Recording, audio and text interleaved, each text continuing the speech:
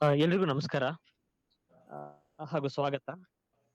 ಮೊದಲನೇದಾಗಿ ನಾನು ನಮ್ಮ ಪಶುವೈದ್ಯಕೀಯ ಸಾಹಿತ್ಯ ಪರಿಷತ್ತಿನ ಅಧ್ಯಕ್ಷರಾದ ಡಾಕ್ಟರ್ ಎಸ್.ಬಿ. ರವಿಕುಮಾರ್ ಸರ್, ಇವರು ಈ ಕಾರ್ಯಕ್ರಮವನ್ನ ಆಯೋಜಿಸಿದ್ದಾರೆ, ಹಾಗೆ ಇವತ್ತು ಉಪಸ್ಥಿತರಿದ್ದಾರೆ. ಅವರಿಗೆ ನಾನು ಎಲ್ಲರ ಪರವಾಗಿ ನಾನು ಸ್ವಾಗತ ಕೋರ್ತೀನಿ. ಅನಂತರ ಇವತ್ತು ಉಪನ್ಯಾಸಕರಾಗಿ ಡಾಕ್ಟರ್ ಸರ್ಫರಾಜ್ ಚಂದ್ರಗುತ್ತಿ ಸರ್ ಅವರು ಬಂದಿದ್ದಾರೆ.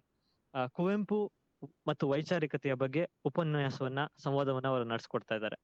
ಅವರಿಗೆ ನಾನು ಮುಖ್ಯ ಅತಿಥಿಗಳು ಬಂದಿದ್ದಕ್ಕೆ ಹಾಗೂ ಉಪನ್ಯಾಸ ಮಾಡೋದಕ್ಕೆ ಬಂದಿದ್ದಕ್ಕೆ ಎಲ್ಲರ ಪರವಾಗಿ ಪಶುವೈದ್ಯಕೀಯ ಸಾಹಿತ್ಯ ಪರಿಷತ್ತಿನ ಪರವಾಗಿ ನಾನು ಆಧಾರದ ಸ್ವಾಗತ ಕೋರ್ತೀನಿ ಸರ್. ತುಂಬಾ ಧನ್ಯವಾದಗಳು ಸರ್.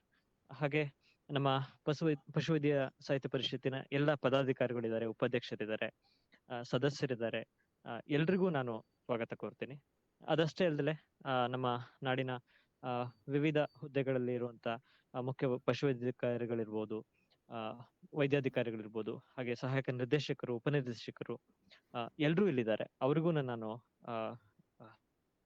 ಸ್ವಾಗತ ಕೋರ್ತೀನಿ. ಹಾಗೆ ನಿವೃತ್ತ ಜೀವನದಲ್ಲಿದ್ದರೂ ಕೂಡ ಸಾಹಿತ್ಯದ ಕೊಡುಗೆನ ನೀಡ್ತಿರುವ ನಮ್ಮ ಮಿರ್ಜಾ ಬಶೀರ್ ಸರ್ ಇರ್ಬೋದು, ರಮಾನಂದ್ ಸರ್ ಇರ್ಬೋದು, ಹಾಗೆ ಇನ್ನು ಹಿರಿಯ ಕಿರಿಯ ಪಶುವೈದ್ಯರು ಕೂಡ ಇಲ್ಲಿದ್ದಾರೆ. ಹಾಗೆ ಎಲ್ಲರಿಗೂ ನಾನು ಮತ್ತೆ ಉಳಿದ ಸಾಹಿತ್ಯಾಸಕ್ತರು ಕೂಡ ಇದ್ದಾರೆ. ಎಲ್ರಿಗೂ ನಾನು ನಮ್ಮ ಪಶುವೈದ್ಯಕೀಯ ಸಾಹಿತ್ಯ ಪರಿಷತ್ತಿನ ಪರವಾಗಿ ಆಧಾರದ ಸ್ವಾಗತ ಕೋರ್ತೀನಿ. ಮತ್ತೊಮ್ಮೆ ಎಲ್ರಿಗೂ ಸ್ವಾಗತ, ಸುಸ್ವಾಗತ. ಧನ್ಯವಾದಗಳು ಸರ್. ನಮಸ್ಕಾರ ಡಾಕ್ಟರ್ ಭರತ್ ಭೂಷಣ್ ಅವರೇ, ಧನ್ಯವಾದ. ಚೆನ್ನಾಗಿ ಸ್ವಾಗತವನ್ನು ಮಾಡಿಕೊಟ್ಟಿದ್ದೀರಿ. ನಿಮಗೂ ಸಹಿತ ಈ ಕಾರ್ಯಕ್ರಮಕ್ಕೆ ಸ್ವಾಗತವನ್ನು ಕೋರ್ತಾ, ಮುಖ್ಯ ಅತಿಥಿಗಳಾದಂತಹ ಡಾಕ್ಟರ್ ಸರ್ಫರಾಜ್ ಚಂದ್ರಗುತ್ತಿಯವರು, ಅವರ ಬಗ್ಗೆ ಪರಿಚಯವನ್ನು ಮಾಡಿಕೊಡ್ಬೇಕೆಂದು ಡಾಕ್ಟರ್ ಮಹೇಶ್ವರಪ್ಪ ಸರ್, ಉಪಾಧ್ಯಕ್ಷರು, ಕನ್ನಡ ಪಶುವೈದ್ಯ ಸಾಹಿತ್ಯ ಪರಿಷತ್, ಇವರನ್ನ ಕೋರಿಕೊಳ್ತೇನೆ. Maheshwarappa sir, please.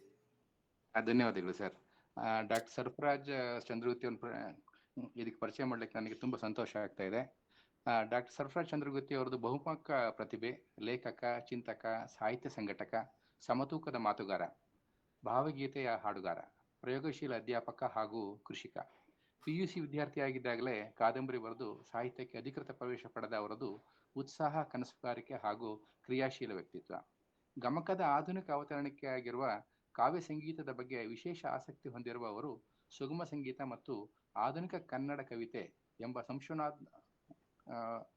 ಸಂಶೋಧನಾತ್ಮಕ ಕೃತಿ ಬರೆದು ಪ್ರಕಟಿಸಿದ್ದಾರೆ. ಪ್ರತಿಷ್ಠಿತ ಕುವೆಂಪು ವಿಶ್ವವಿದ್ಯಾನಿಲಯ ಈ ಅಧ್ಯಯನಕ್ಕೆ PhD ಪದವಿ ಪ್ರದಾನ ಮಾಡಿದೆ. ಪ್ರಸಿದ್ಧ ಕಲಾವಿದ C. ಅಶ್ವಥ್ ಈ ಉದ್ಗ್ರಂಥವನ್ನು ತಮ್ಮ ಸಹನಾ ಪ್ರಕಾಶನದಿಂದ ಪ್ರಕಟಿಸಿರುವುದು ವಿಶೇಷ.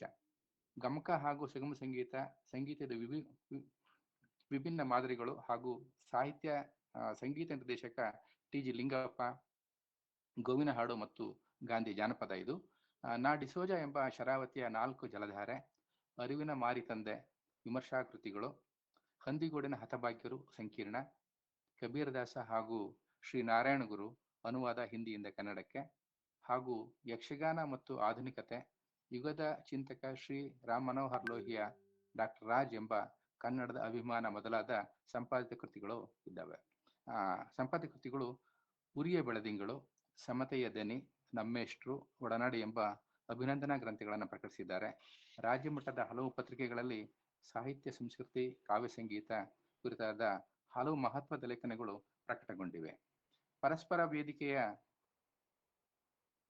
ಸಾಹಿತ್ಯ ವೇದಿಕೆಯ ಅಧ್ಯಕ್ಷರಾಗಿ ಕಳೆದ 2 ದಶಕಗಳಿಂದ ತಮ್ಮನ್ನು ಸಕ್ರಿಯವಾಗಿ ತೊಡಗಿಸಿಕೊಂಡಿದ್ದಾರೆ.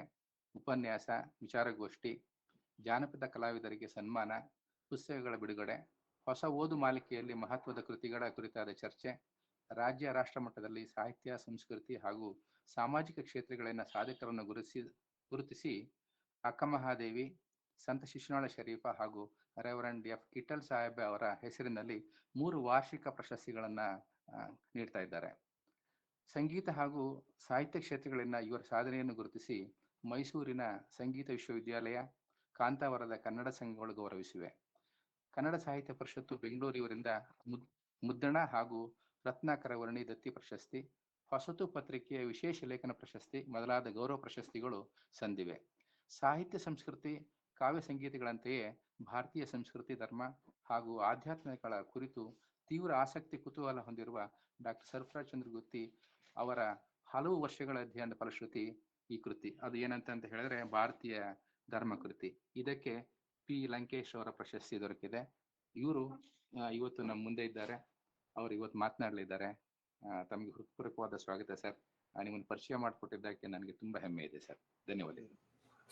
ಧನ್ಯವಾದಗಳು ಮಹೇಶ್ವರಪ್ಪ ಸರ್. ನಿಮಗೂ ಸಹಿತ ಸ್ವಾಗತ ಕೊಡ್ತಾ ಡಾಕ್ಟರ್ ಸರ್ಫರಾಜ್ ಚಂದ್ರಗುತ್ತಿ ಅವರ ಪರಿಚಯ ಆಗಿದೆ. ಈಗ ಅವರ ಮಾತನ್ನು ಕೇಳಲಿಕ್ಕೆ ನಾವೆಲ್ಲರೂ ಸಹಿತ ಕಾತರದಿಂದ ಕಾಯ್ತಾ ಇದ್ದೀವಿ. ನಮಸ್ಕಾರ. ನನ್ನ ಧ್ವನಿ ನಿಮ್ಗೆ ಎಲ್ರಿಗೂ ಕೇಳಿಸ್ತಾ ಇದೆ ಅನ್ಕೊಂಡಿದ್ದೀನಿ.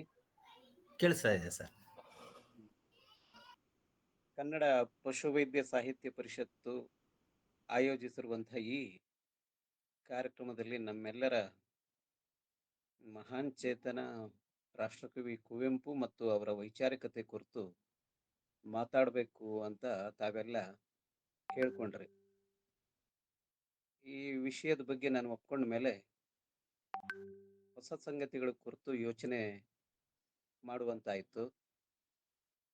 ಹೊಸ ಚಿಂತನೆಗಳಿಗೆ ಯೋಚನೆ ಮಾಡೋದಕ್ಕೆ ಹಚ್ಚಿದ್ದಕ್ಕಾಗಿ ನಿಮ್ಮೆಲ್ಲರಿಗೂ ನಾನು ಧನ್ಯವಾದ ಹೇಳಬೇಕು. ಯಾಕಂದ್ರೆ ಕುವೆಂಪುವನ್ನ ಹೊಸದಾಗಿ ಮತ್ತೊಮ್ಮೆ ಗ್ರಹಿಸುವ, ಅರ್ಥ ಮಾಡಿಕೊಳ್ಳುವ, ಅನುಸಂಧಾನ ಮಾಡುವ ಒಂದು ಅವಕಾಶವನ್ನ ನಿಮ್ಮ ವೇದಿಕೆ ಕಲ್ಪಿಸ್ಕೊಟ್ಟಿದೆ. ಸ್ನೇಹಿತರೆ, ಈ ವಿಡಿಯೋ ನಿಮ್ಮ ಗ್ರೂಪ್ನಲ್ಲಿ ಎಸ್ ಬಿ ರವಿಕುಮಾರ್ ಸರ್ ಇದ್ದಾರೆ, ರಮಾನಂದ್ ಸರ್ ಇದ್ದಾರೆ, ನಾಡಿನ ಹೆಸರಾಂತ ಹಿರಿಯ ಸಾಹಿತಿಗಳಾದ ಮಿರ್ಜಾ ಬಶೀರ್ ಸರ್ ಇದ್ದಾರೆ. ನಿಮ್ಮೆಲ್ಲರ ನಡುವೆ ಕೆಲವು ವಿಷಯಗಳನ್ನ ನಾನು ಹಂಚ್ಕೊಳ್ಳೋದಕ್ಕೆ ಬಹಳ ಸಂತೋಷ ಪಡ್ತೇನೆ. ಕುವೆಂಪು ಹಾಗೂ ವೈಚಾರಿಕತೆ ಅನ್ನೋ ಈ ವಿಷಯದ ಬಗ್ಗೆ ಮಾತಾಡುವಾಗ 2 ದಿನದ ಹಿಂದೆ ನಾವು ಕುವೆಂಪು ಜನ್ಮದಿನವನ್ನ ಆಚರಣೆ ಮಾಡಿದ್ದೇವೆ. ಇನ್ನು ಕೆಲವೇ ಗಂಟೆಗಳಲ್ಲಿ 2024ನೇ ಇಸವಿಗೆ ನಾವು ಪಾದಾರ್ಪಣೆ ಮಾಡಲಿಕ್ಕಿದ್ದೇವೆ. ಕುವೆಂಪು ಹೆಸರನ್ನ ಒಂದು ಹೊಸ ಕಾಲಘಟ್ಟಕ್ಕೆ ನಾವು ನಮ್ಮ ಮನೋಧರ್ಮದ ಜೊತೆಯಲ್ಲಿ ನವೀಕರಿಸ್ಕೊಳ್ಳುವಂಥ ಒಂದು ಸದವಕಾಶ ಅಂತ ನಾನು ಭಾವಿಸ್ತೇನೆ. ಸ್ನೇಹಿತರೆ, ಸಾಮಾನ್ಯವಾಗಿ ನಾವೆಲ್ಲ ಬಳಸುವಂಥ 2 ಪದಗಳು ವೈಚಾರಿಕತೆ ಮತ್ತು ವೈಜ್ಞಾನಿಕ ಮನೋಧರ್ಮ ಅಂತ. ಒಂದಕ್ಕೊಂದು ಸಂವಾದಿ, ಒಂದಕ್ಕೊಂದು ಪರ್ಯಾಯವಾಗಿ ಈ ಪದಗಳನ್ನ ನಾವು ಹೆಚ್ಚಾಗಿ ಬಳಸ್ತಾ ಬಂದಿದ್ದೇವೆ. ಆದ್ರೂ ಇವೆರಡರ ನಡುವೆ ಒಂದು ಸೂಕ್ಷ್ಮವಾದ ವ್ಯತ್ಯಾಸಗಳಿದಾವೆ ಅಂತ ನನಗನ್ಸುತ್ತೆ. ವೈಚಾರಿಕತೆ ಅನ್ನೋದು ವಿಚಾರ ಮಾಡುವ ಪ್ರವೃತ್ತಿಯಿಂದ ಹುಟ್ಟುಕೊಂಡಿರುವಂಥದ್ದು. ವಿಜ್ಞಾನ ಅಧಿಕೃತವಾಗಿ ಹುಟ್ಟು ಪಡೆಯೋಕ್ಕಿಂತ ಮೊದಲು ಮನುಷ್ಯನ ಆಲೋಚನೆ, ಚಿಂತನೆಗಳು ಯಾವತ್ತಿಂದಾನೂ ಅವು ಬೆಳೀತಾನೆ ಬಂದಿದೆ. ಅರಿಸ್ಟಾಟಲ್, ಪ್ಲೇಟೋ ಅಥವಾ ಮಹಾಕಾವ್ಯ ಬರೆದಿರುವಂಥ ವಾಲ್ಮೀಕಿ, ವ್ಯಾಸ, ಸಾಕ್ರಟಿಸ್, ಬುದ್ಧ ಅವ್ರ ಕಾಲಕ್ಕೆ ಅದಾಗಲೇ ವೈಚಾರಿಕತೆ ಅನ್ನುವಂಥದ್ದು ಬಹಳ ಸ್ಪಷ್ಟ ರೂಪವನ್ನು ಪಡೆದಿತ್ತು. ಆದರೆ ಆ ಕಾಲಕ್ಕೆ ವಿಜ್ಞಾನ ಅನ್ನುವಂಥ ಶಾಸ್ತ್ರ ಅಧಿಕೃತವಾಗಿ ಇನ್ನೂ ಸ್ಥಾಪನೆಗೊಂಡಿರಲಿಲ್ಲ. ಹಾಗಾಗಿ ವೈಚಾರಿಕತೆ ಅನ್ವೇಷಿಸುವ ಸತ್ಯದ ಹಾದಿಯಲ್ಲಿ ವಿಜ್ಞಾನ ಬೆಳೀತದೆ. ವಿಜ್ಞಾನ ಅಧಿಕೃತವಾದ ಪ್ರಮೇಯಗಳನ್ನ, ಸೂತ್ರಗಳನ್ನ, ಪ್ರಯೋಗಗಳನ್ನ ಮಾಡ್ತಾ ಸತ್ಯವನ್ನ ಅಧಿಕೃತವಾಗಿ ನಮ್ಮ ಮುಂದೆ ಮಂಡಿಸುತ್ತೆ. ಹಾಗಾಗಿ ವೈಚಾರಿಕತೆ ಮೊದಲೋ ವೈಜ್ಞಾನಿಕ ಮನೋಭಾವ ಮೊದಲೋ ಅನ್ನೋ ಪ್ರಶ್ನೆಗಿಂತ ಅವೆರಡನ್ನೂ ಸಂವಾದಿಯಾಗಿ ಕೊಂಡೊಯ್ಯೋದು ಒಳ್ಳೆಯದು. ವೈಚಾರಿಕತೆ ಬೆಳೆದ ಹಾಗೆಲ್ಲ ವೈಜ್ಞಾನಿಕ ಮನೋಧರ್ಮ ಬಹಳ ಗಟ್ಟಿಯಾಗಿ ಬೆಳೀತಾ ಹೋಗುತ್ತೆ. ಮತ್ತೆ ವಿಜ್ಞಾನದ ಹಾದಿಯಲ್ಲಿ ನಮ್ಮ ವೈಚಾರಿಕತೆಯು ಕೂಡ ಇನ್ನಷ್ಟು ಸ್ಪಷ್ಟ ಹಾದಿಗಳನ್ನ ಕಂಡುಕೊಳ್ಳುತ್ತೆ. ಹಾಗಾಗಿ ಅವೆರಡರ ನಡುವೆ ಬಹಳ ದೊಡ್ಡ ಭಿನ್ನತೆ ಇದೆ ಅನ್ಕೊಂಡು ನಾನು ಮಾತು ಶುರು ಮಾಡ್ಲಾರೆ. ಒಟ್ಟಾರೆ ಆ ಎರಡೂ ಏನಿದೆ ಅದು ನಮಗೇನನ್ನ ಕಲಿಸುತ್ತೆ? ಪ್ರಶ್ನಿಸುವ, ಚಿಂತಿಸುವ, ಮಥಿಸುವ ಒಂದು ಹುಡುಕಾಟದ ಮನೋಧರ್ಮವನ್ನ ವೈಚಾರಿಕತೆ ನಮ್ಗೆ ಕಟ್ಕೊಡುತ್ತೆ. ಅನೇಕರು ಹೇಳ್ತಾರೆ, ಹೌದು, ವೈಚಾರಿಕತೆ ಇಲ್ಲದೆ ಇರುವಂಥ ಕಲಾವಿದ, ಪಂಡಿತ, ಲೇಖಕ ಅವನಿಗೆ ಸಮಾಜಕ್ಕೆ ಬಹಳ ದೊಡ್ಡದನ್ನ ಕೊಡೋದಕ್ಕೆ ಸಾಧ್ಯ ಇಲ್ಲ. ಆದ್ರೆ ಆ ಕಲೆಯ ಜೊತೆಯಲ್ಲಿ, ಬರಹದ ಜೊತೆಯಲ್ಲಿ, ಸೃಜನಶೀಲತೆಯ ಜೊತೆಯಲ್ಲಿ ವೈಚಾರಿಕತೆಯೂ ಬೆರೆತು ಬಿಟ್ರೆ ಆವಾಗ ಒಂದು ಅಸಾಧಾರಣವಾದ ಕಲಾಕೃತಿ ಸೃಷ್ಟಿಯಾಗತ್ತೆ. ಅದಕ್ಕೆ ಉದಾಹರಣೆ ಕುವೆಂಪು ಅಂತ ನನ್ನ ಭಾವನೆ. ಕುವೆಂಪು ಇಡೀ ಅವರ ಮನೋಧರ್ಮದ ಒಳಗೆ ಒಂದು ಪ್ರಶ್ನಿಸುವ ಗುಣ ಇತ್ತು. ಆ ಪ್ರಶ್ನಿಸುವ, ಅದ್ರ ಜೊತೆಲಿ ಸ್ಪಷ್ಟವಾಗುವ ಆ ಗುಣದಿಂದಾಗಿ ಅವರ ಬರಹ, ಅವರ ಚಿಂತನೆಗಳು ಬಹಳ ಸ್ಪಷ್ಟತೆಯನ್ನ ಪಡಿತಾ ಹೋದವು. 2700 ವರ್ಷದ ಹಿಂದೆ ಬುದ್ಧ ಒಂದು ಮಾತನ್ನು ಹೇಳಿದ್ದ, ಪ್ರಶ್ನಿಸು, ಎಲ್ಲವನ್ನೂ ಪ್ರಶ್ನಿಸು, ಪ್ರಶ್ನಿಸದೆ ಯಾವುದನ್ನೂ, ಅಷ್ಟೇ ಅಲ್ಲ ನನ್ನನ್ನು ನೀನು ಪ್ರಶ್ನಿಸದೆ ಒಪ್ಪದಿರು. ನಿನಗೆ ಸರಿ ಅಂತ ಅನ್ಸಿದ್ರೆ ಮಾತ್ರ ಅದನ್ನ ನೀನು ಒಪ್ಪಿಕೋ ಅನ್ನುವಂಥ ಮಾತನ್ನ ಆತ ಬುದ್ಧ ಮತ್ತೆ ಮತ್ತೆ ಹೇಳಿದ್ದ. ಪ್ರಶ್ನೆ ಮಾಡು, ಪ್ರಶ್ನೆ ಮಾಡು ಅಂತ. ಈ ಪ್ರಶ್ನಿಸುವ ಮನೋಧರ್ಮದಿಂದ ಹುಟ್ಟಿರುವಂಥ ಅದು ಕಲೆ, ಕಾವ್ಯ, ಲೇಖನ, ಅದಕ್ಕೊಂದು ಹೊಸ ಆಯಾಮ ಬರುತ್ತೆ ಅನ್ನೋದಕ್ಕೆ ಕುವೆಂಪು ಅವರ ಬರಹಗಳೇ ಸಾಕ್ಷಿ. ಕುವೆಂಪು ಇಷ್ಟೊಂದು ಕಾಡೋದಕ್ಕೆ ಏನ್ ಕಾರಣ? ಅವ್ರು ಕೇವಲ ಕವಿನ, ಕೇವಲ ಒಬ್ಬ ಮಹಾನ್ ಬರಹಗಾರನ? ಕುವೆಂಪು ಅವರು ಕವಿಯಾಗಿ, ಮಹಾಕವಿಯಾಗಿ, ಸಮಾಜ ಸುಧಾರಕರಾಗಿ, ಯುಗದ ಕವಿಯಾಗಿ, ಒಬ್ಬ ಸಮಾಜವಾದಿಯಾಗಿ, ವಿಶ್ವಮಾನವನಾಗಿ ಮತ್ತು ಮಹಾ ಮಾನವತಾವಾದಿಯಾಗಿ ನಮ್ಮ ಕನ್ನಡದ ಮನಸ್ಸುಗಳನ್ನು ಅವರು ಅತ್ಯಂತ ಗಾಢವಾಗಿ ಪ್ರಭಾವಿಸಿದ್ದಾರೆ. ಅವ್ರನ್ನ ನೀವು ಕವಿಯಾಗಿ, ನಾಟಕಕಾರರಾಗಿ, ಮಹಾಕವಿಯಾಗಿ, ವಿಮರ್ಶೆಯ ಮೀಮಾಂಸಕರಾಗಿ, ಇದು ಎಲ್ಲ ಬಿಡಿಬಿಡಿಯಾಗಿ ನೋಡೋದಕ್ಕೆ ಅವಕಾಶ ಇದೆ. ಆದ್ರೆ ಆ ಬರಹದ ಜೊತೆಯಲ್ಲಿ ಅವರು ಬದುಕಿದ ವ್ಯಕ್ತಿತ್ವ ಮತ್ತು ಅವರು ರೂಪಿಸಿರುವಂಥ ವೈಚಾರಿಕತೆ ಇದೆಯಲ್ಲ, ಅದು ನಮ್ಮನ್ನ ಗಾಢವಾಗಿ ಕಾಡುತ್ತೆ ಅಂತ. ಏನು ವೈಜ್ಞಾನಿಕ ದೃಷ್ಟಿ ಅಂತಂದ್ರೆ ಅನ್ನೋ ಪ್ರಶ್ನೆಗೆ ಕುವೆಂಪುನೇ ಒಂದು ಕಡೆ ಉತ್ತರ ಕೊಟ್ಟಿದ್ದಾರೆ.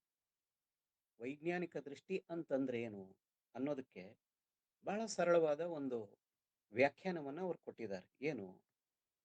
ಹೊಸ ಹೊಸ ಪ್ರಯೋಗಗಳನ್ನ ನಡೆಸಿ ಹೊಸ ಹೊಸ ಸಿದ್ಧಾಂತಗಳು ಬಂದಾಗ ಹಳೆಯದನ್ನ ನಾವು ನಿರಾಕರಿಸ್ಬೇಕಾಗತ್ತೆ. ಅದೇ ವೈಜ್ಞಾನಿಕವಾದ ದೃಷ್ಟಿ ಅಂತ ಹೇಳ್ತಾರೆ.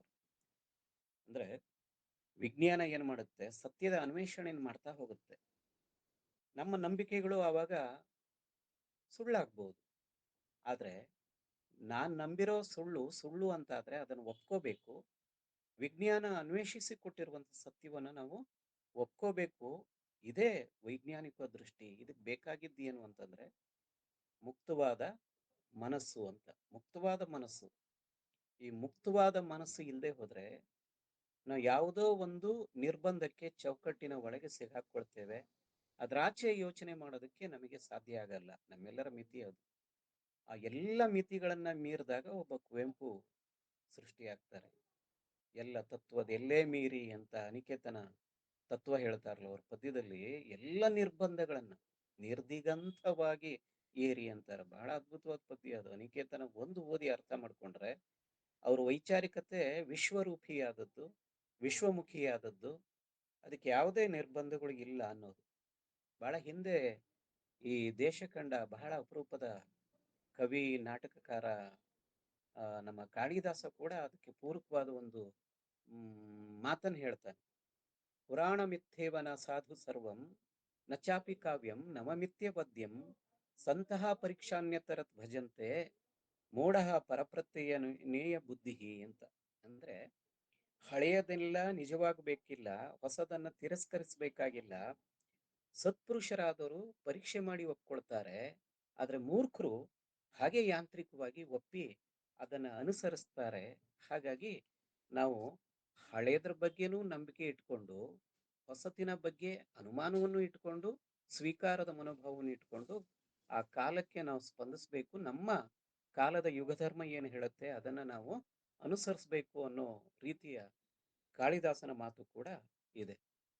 ಕುವೆಂಪು ವೈಚಾರಿಕತೆ ಬಹಳ ಸ್ಪಷ್ಟವಾಗಿ ನಮಗೆ ಕಂಡು ಬರೋದು ಅವರ 2 ಕಾವ್ಯದ ಅಭಿವ್ಯಕ್ತಿ ಕ್ರಮದಲ್ಲಿ. ಒಂದು ಪದ್ಯಗಳು. ಪದ್ಯಗಳ ಸಂದರ್ಭದಲ್ಲಿ ಬಹಳ ಬಿಡಿಯಾಗಿ, ಬಹಳ ಇಡಿಯಾಗಿ, ಬಹಳ ಸ್ಪಷ್ಟವಾಗಿ ಅವರು ತಮ್ಮ ವೈಚಾರಿಕತೆಯನ್ನ ಬರೀತಾರೆ. ಕೆಲವೊಂದು ಸಲ ಅದು ಘೋಷಣೆ ರೂಪದಲ್ಲಾಗಿ ಅನೇಕರು ಹೇಳ್ತಾರೆ ಕುವೆಂಪು ಅಷ್ಟು ಒಳ್ಳೆ ಕವಿತೆಗಳನ್ನು ಬರೀಲಿಲ್ಲ ಅನ್ನುವಂಥ ಆರೋಪಗಳನ್ನ ಕೆಲವರು ಮಾಡಿದರು. ಕುವೆಂಪುನೇ ಅದಕ್ಕೆ ಉತ್ತರ ಕೊಟ್ಟಿದ್ದಾರೆ. ಏನು ಅಂತಂದ್ರೆ ನನ್ನನ್ನು ಕವಿ ಅಂತ ಕರಿಬೇಡಿ ಅಂತ, ನಾನೊಬ್ಬ ಸಮಾಜ ಸುಧಾರಕ ಅಂತ. ಆ ಟೀಕೆ ಬಂದ ಸಂದರ್ಭದಲ್ಲಿ ಆದ್ರೆ ಕುವೆಂಪು ಬರೆದಿರುವಂಥ ಸರಿಸುಮಾರು 1500 ಬಿಡಿ ಕವಿತೆಗಳನ್ನು ನೋಡಿದ್ರೆ ಬಹಳ ಸಾಂದ್ರವಾದ ಅನುಭವ, ಅಭಿವ್ಯಕ್ತಿಯ ನಿರೂಪಣೆ, ವಸ್ತು ನಿರ್ವಹಣೆ ಇವೆಲ್ಲ ಇರುವಂಥ ಅದ್ಭುತವಾದ ಪದ್ಯಗಳು ಇದ್ದಾವೆ. ಇನ್ನೊಂದು ಕಡೆ ಸಾಮಾಜಿಕವಾದ ಸಂಗತಿಗಳನ್ನು ಹೇಳುವಾಗ ಅವ್ರು ಏನ್ ಮಾಡ್ತಾರೆ ಅಂತಂದ್ರೆ ಕೆಲವು ಘೋಷಣೆಯ ರೂಪದ ಮಾತುಗಳನ್ನು ಹೇಳ್ತಾರೆ. ಸರ್ವರಿಗೂ ಸಮಬಾಳು, ಸರ್ವರಿಗೆ ಸಮಪಾಲು ಅನ್ನುವಂಥ ಒಂದು ಸಾಮಾಜಿಕ ನ್ಯಾಯದ ತತ್ವವನ್ನು ಹೇಳಬೇಕಾದ್ರೆ ಯಾವ ಕಾರ್ಲ್ ಮಾರ್ಕ್ಸ್ ಸಿದ್ಧಾಂತ ಜಗತ್ತನ್ನ ಹೊಸದಾಗಿ ಪ್ರಭಾವಿಸ್ತಾ ಇತ್ತೋ ಅಂಥ ಒಂದು ಸಾಲನ್ನ ಕನ್ನಡದ ಪದ್ಯದ ರೂಪದಲ್ಲಿ ಅವರು ಕೊಟ್ಟುಬಿಟ್ರು. ಸರ್ವರಿಗೆ ಸಮಬಾಳು, ಸರ್ವರಿಗೆ ಸಮಪಾಲು ಅನ್ನುವಂಥದ್ದು. ಇನ್ನು ಗೊಬ್ಬರದಂಥ ಕವಿತೆ, ಕಲ್ಕಿಯಂಥ ಪದ್ಯವನ್ನ ಬರಿಬೇಕಾದ್ರೂ ಕೂಡ ಅವರು ಒಂದು ಹೊಸ ಈ ಕಾಲಕ್ಕೆ ಬೇಕಾದ ಒಂದು ಹೊಳವುಗಳನ್ನ, ಒಂದು ದಾರ್ಶನಿಕತೆಯನ್ನ ಕಟ್ಟಿಕೊಡೋದಕ್ಕೆ ಬಯಸ್ತಾರೆ. ಅಂದ್ರೆ ಸಮಾಜ ನಿಂತ ನೀರಾಗಬಾರ್ದು, ಅದು ಚಲನೆಯ ಸ್ಥಿತಿಲಿ ಇರಬೇಕು, ಬದಲಾಗಬೇಕು ಅನ್ನುವಂಥ ಆಶಯವನ್ನು ಇಟ್ಕೊಂಡು ಅವರ ಪದ್ಯಗಳು ಮಾತಾಡ್ತವೆ.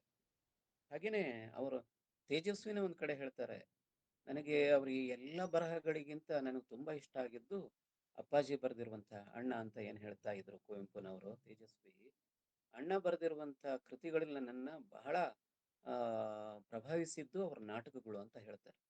ಅಂದ್ರೆ ಕುವೆಂಪುರವರ ನಾಟಕಗಳಲ್ಲಿ ವೈಚಾರಿಕತೆಯ ಆ ಸ್ವರೂಪ ಇದೆಯಲ್ಲ, ಬಹಳ ಒಂದು ಸ್ಪಷ್ಟವಾದ ಆಕಾರದಲ್ಲಿ ಅದು ಗೋಚರ ಆಗುತ್ತೆ. ಉದಾಹರಣೆಗೆ ಅವ್ರು ಬರೆದಿದ್ದು 14 ನಾಟಕಗಳು.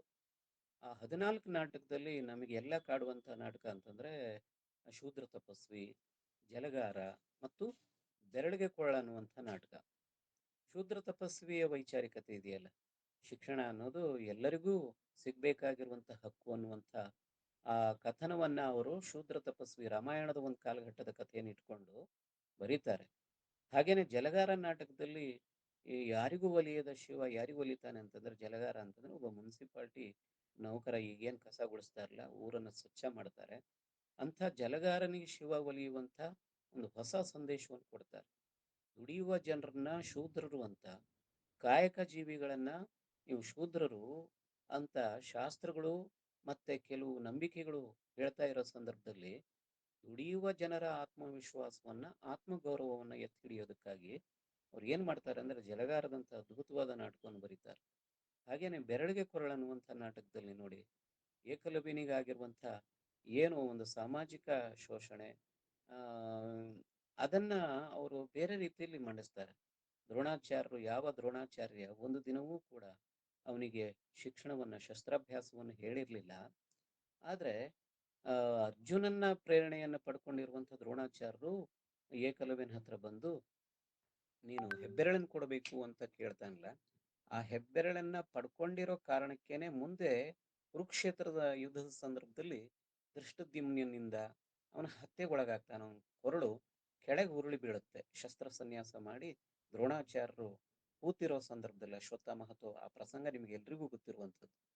ಹೀಗೆ ಪುರಾಣದಲ್ಲಿ ಆಗಿ ಹೋದ ಇಂತಹ ಲೋಪಗಳನ್ನ ಇಟ್ಕೊಂಡು ಅದು ಯಾವುದು ನಾಟಕ ಶೂದ್ರ ತಪಸ್ವಿ ಆಗ್ಲಿ, ರಾಮಾಯಣದ ಸಂದರ್ಭದಲ್ಲಿ, ಮಹಾಭಾರತ ಸಂದರ್ಭದಲ್ಲಿ ಏಕಲವ್ಯನಿಗಾಗಿರುವಂತಹ ಅನ್ಯಾಯವನ್ನಾಗ್ಲಿ ಅದನ್ನ ಇಟ್ಕೊಂಡು ಅವ್ರು ಹೇಗೆ ಒಂದು ವೈಚಾರಿಕವಾದ ನಿಲುವನ್ನ ಪಡ್ಕೊಂಡ್ರು. ಸಮಾಜ ತುಂಬಾ ತಾರತಮ್ಯದಿಂದ ಕೂಡಿರುವಂತಹ ಸಂದರ್ಭದಲ್ಲಿ ಸಮಾನತೆ ಬರದೆ ಹೋದ್ರೆ ಯಾವತ್ತೋ ಒಂದು ಕಾಲಕ್ಕೆ ಒಂದು ಕ್ರಾಂತಿ ಆಗುತ್ತೆ ಅಂತ. ಬಡವ ತಿರುಗಿ ಬಿದ್ದರೆ ಒಡಬ ಅಂತ ಅವ್ರು ಹೇಳ್ತಾರಲ್ಲ, ಬಡವ ಅನ್ನುವಂಥ ಪದವನ್ನ ಅವರು ಉಲ್ಟಾ ಇಟ್ಟು ಬರೀತಾರೆ, ಬಡವ ಒಡಬ. ಹಾಗಾಗಿ ಬಡವ ದಮನಿತರು ಮತ್ತೆ ತುಳಿತಕ್ಕೊಳಗಾಗಿರುವಂಥವ್ರು, ಶೋಷಣೆಗೊಳಗಾಗಿರುವಂಥ ಜನರನ್ನ ನೀವು ಮತ್ತೆ ಮತ್ತೆ ಶೋಷಣೆ ಮಾಡ್ಲಿಕ್ಕೆ ಹೋದ್ರೆ ಒಂದಿಲ್ಲ ಒಂದು ದಿನ ಅವರು ತಿರುಗಿ ಬೀಳ್ತಾರೆ ಅನ್ನುವಂಥ ಒಂದು ಎಚ್ಚರವನ್ನ, ಸಾಮಾಜಿಕ ಎಚ್ಚರವನ್ನ ಕುವೆಂಪು ಲೇಖನಗಳು ಕೊಡ್ತವೆ. ತೇಜಸ್ವಿ ಗ್ರಹಿಸಿದ್ ಸರಿಯಾಗಿದೆ. ಅಂದ್ರೆ ಇಷ್ಟೊಂದು ಢಾಳಾದ ಒಂದು ಕ್ರಾಂತಿಕಾರಿ ನಿಲುವು ಅವರ ಇತರೆ ಪದ್ಯಗಳನ್ನು ಹೊರತುಪಡಿಸಿದ್ರೆ ಇತರೆ ಕಾದಂಬರಿಗಳಲ್ಲಾಗ್ಲಿ ಮಹಾಕಾವ್ಯ ಸಂದರ್ಭದಲ್ಲಾಗ್ಲಿ ನೋಡ್ಲಿಕ್ಕಾಗಲ್ಲ. ಹಾಗಂತ ಮಹಾಕಾವ್ಯ ಏನಿದೆ ಶ್ರೀ ರಾಮಾಯಣ ದರ್ಶನಂ, ಅದು ವೈಚಾರಿಕತೆಯನ್ನ ಮೀರಿದ ಒಂದು ದಾರ್ಶನಿಕತೆಯನ್ನು ಕೊಡುತ್ತೆ. ಹೇಳ್ತಾರೆ, ವೈಚಾರಿಕತೆ ಆಧ್ಯಾತ್ಮದ ನೆಲೆಗೆ ಬಂದಾಗ ಒಂದು ದಾರ್ಶನಿಕ ಸತ್ಯ ನಮಗೆ ಸಿಗುತ್ತೆ ಅಂತ ಹೇಳ್ತಾರೆ. ಕುವೆಂಪು ಅಂಥ ನಿಲುವಿಗೆ ಬಂದಾಗ ಬರೆದಿರುವಂಥ ಕಾವ್ಯ ಇದು ಶ್ರೀ ರಾಮಾಯಣ ದರ್ಶನಂ ಅನ್ನುವಂಥ ಕಾವ್ಯ.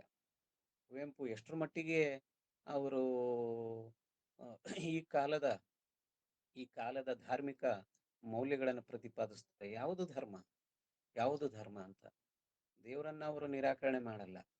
ದೇವರ ನಂಬಿಕೆ ಅವರಿಗೂ ಇದೆ. ಆದ್ರೆ ಅವರ ದೇವರ ನಂಬಿಕೆ ಬಹಳ ಭಿನ್ನವಾದದ್ದು. ಅದರ ಸ್ಥಾವರದ ದೇವರುಗಳು ಸ್ಥಾಪಿತವಾಗಿರುವಂತಹ ನಂಬಿಕೆಗಳನ್ನ ಅವರು ಒಪ್ಕೊಳ್ಳೋದಿಲ್ಲ. ಅದಕ್ಕಾಗಿ ಅವರು ಒಂದು ಪದ್ಯದಲ್ಲಿ ಹೇಳ್ತಾರೆ ಏನಂತ, ಗುಡಿ ಚರ್ಚು ಮಸಜೀದಿಗಳ ಬಿಟ್ಟು ಹೊರ ಬನ್ನಿ ಅಂತ. ಇವತ್ತಿನ ಬಹಳ ದೊಡ್ಡ ಸಮಸ್ಯೆ ಅದು. ಇಡೀ ಜಗತ್ತು ಜಾತಿ ಮತದ ಕಾರಣಕ್ಕಾಗಿ ಛಿದ್ರ ಆಗಿದೆ.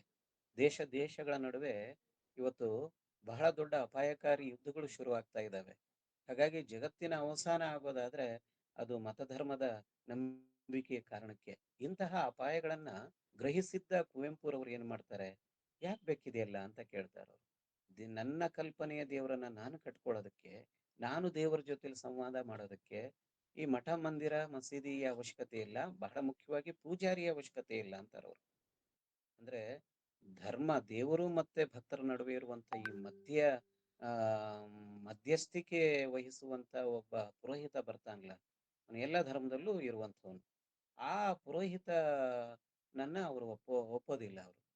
ಅವರು ಪೂಜೆಯನ್ನು ಮಾಡ್ತಿದ್ರು. ಯಾರ ಫೋಟೋವನ್ನು ಇಟ್ಕೊಂಡಿದ್ರು, ಅಣ್ಣನ ನೆನಪಿನಲ್ಲಿ ಬರುತ್ತಲ್ಲ, ಮನೆಯಲ್ಲಿ ಅವರ ಆಧ್ಯಾತ್ಮಿಕ ಗುರು ಪರಮಹಂಸರ ಫೋಟೋ ಇತ್ತು, ವಿವೇಕಾನಂದರ ಫೋಟೋ ಇತ್ತು, ಮತ್ತೆ ಆದಿಶಕ್ತಿಯಲ್ಲಿ ಅವರಿಗೆ ನಂಬಿಕೆ ಇತ್ತು. ಯಾ ದೇವಿ ಸರ್ವಭೂತೇಶು ಅನ್ನುವಂಥ ಆ ಶ್ಲೋಕ ಏನಿದೆ ಅದನ್ನ ನೋಡಿದ್ರೆ ಉಪನಿಷತ್ತಿನ ಅನೇಕ ಶ್ಲೋಕಗಳನ್ನ ಅವರು ಪಠಿಸ್ತಾ ಇದ್ರು. ಅಂದ್ರೆ ದೇವರಲ್ಲಿ ಅಪರಿಮಿತವಾದ ನಂಬಿಕೆ ಇದೆ. ನಿಸರ್ಗವನ್ನ ದೇವರ ಸ್ಥಾನದಲ್ಲಿ ಇಟ್ಟು ನೋಡ್ತಾರೆ, ಸತ್ಯವನ್ನ ದೇವರ ಸ್ಥಾನದಲ್ಲಿ ಇಟ್ಟು ನೋಡ್ತಾರೆ. ಆದ್ರೆ ಅವ್ರ ನಡುವೆ ಇರುವಂತ ಈ ಮಧ್ಯವಸ್ಥಿಕೆ ವಹಿಸಿರುವಂತ ಪೂಜಾರಿಯನ್ನ ಅವರು ಒಪ್ಪೋದಿಲ್ಲ. ಅವ್ರು ನೇರವಾಗಿ ಹೇಳ್ತಾರೆ, ನನ್ನ ನಿನ್ನಯ ನಡುವೆ ಏಕೆ ಈ ಪೂಜಾರಿ ಅಂತ ಕೇಳ್ತಾರೆ ದೇವರಿಗೆ.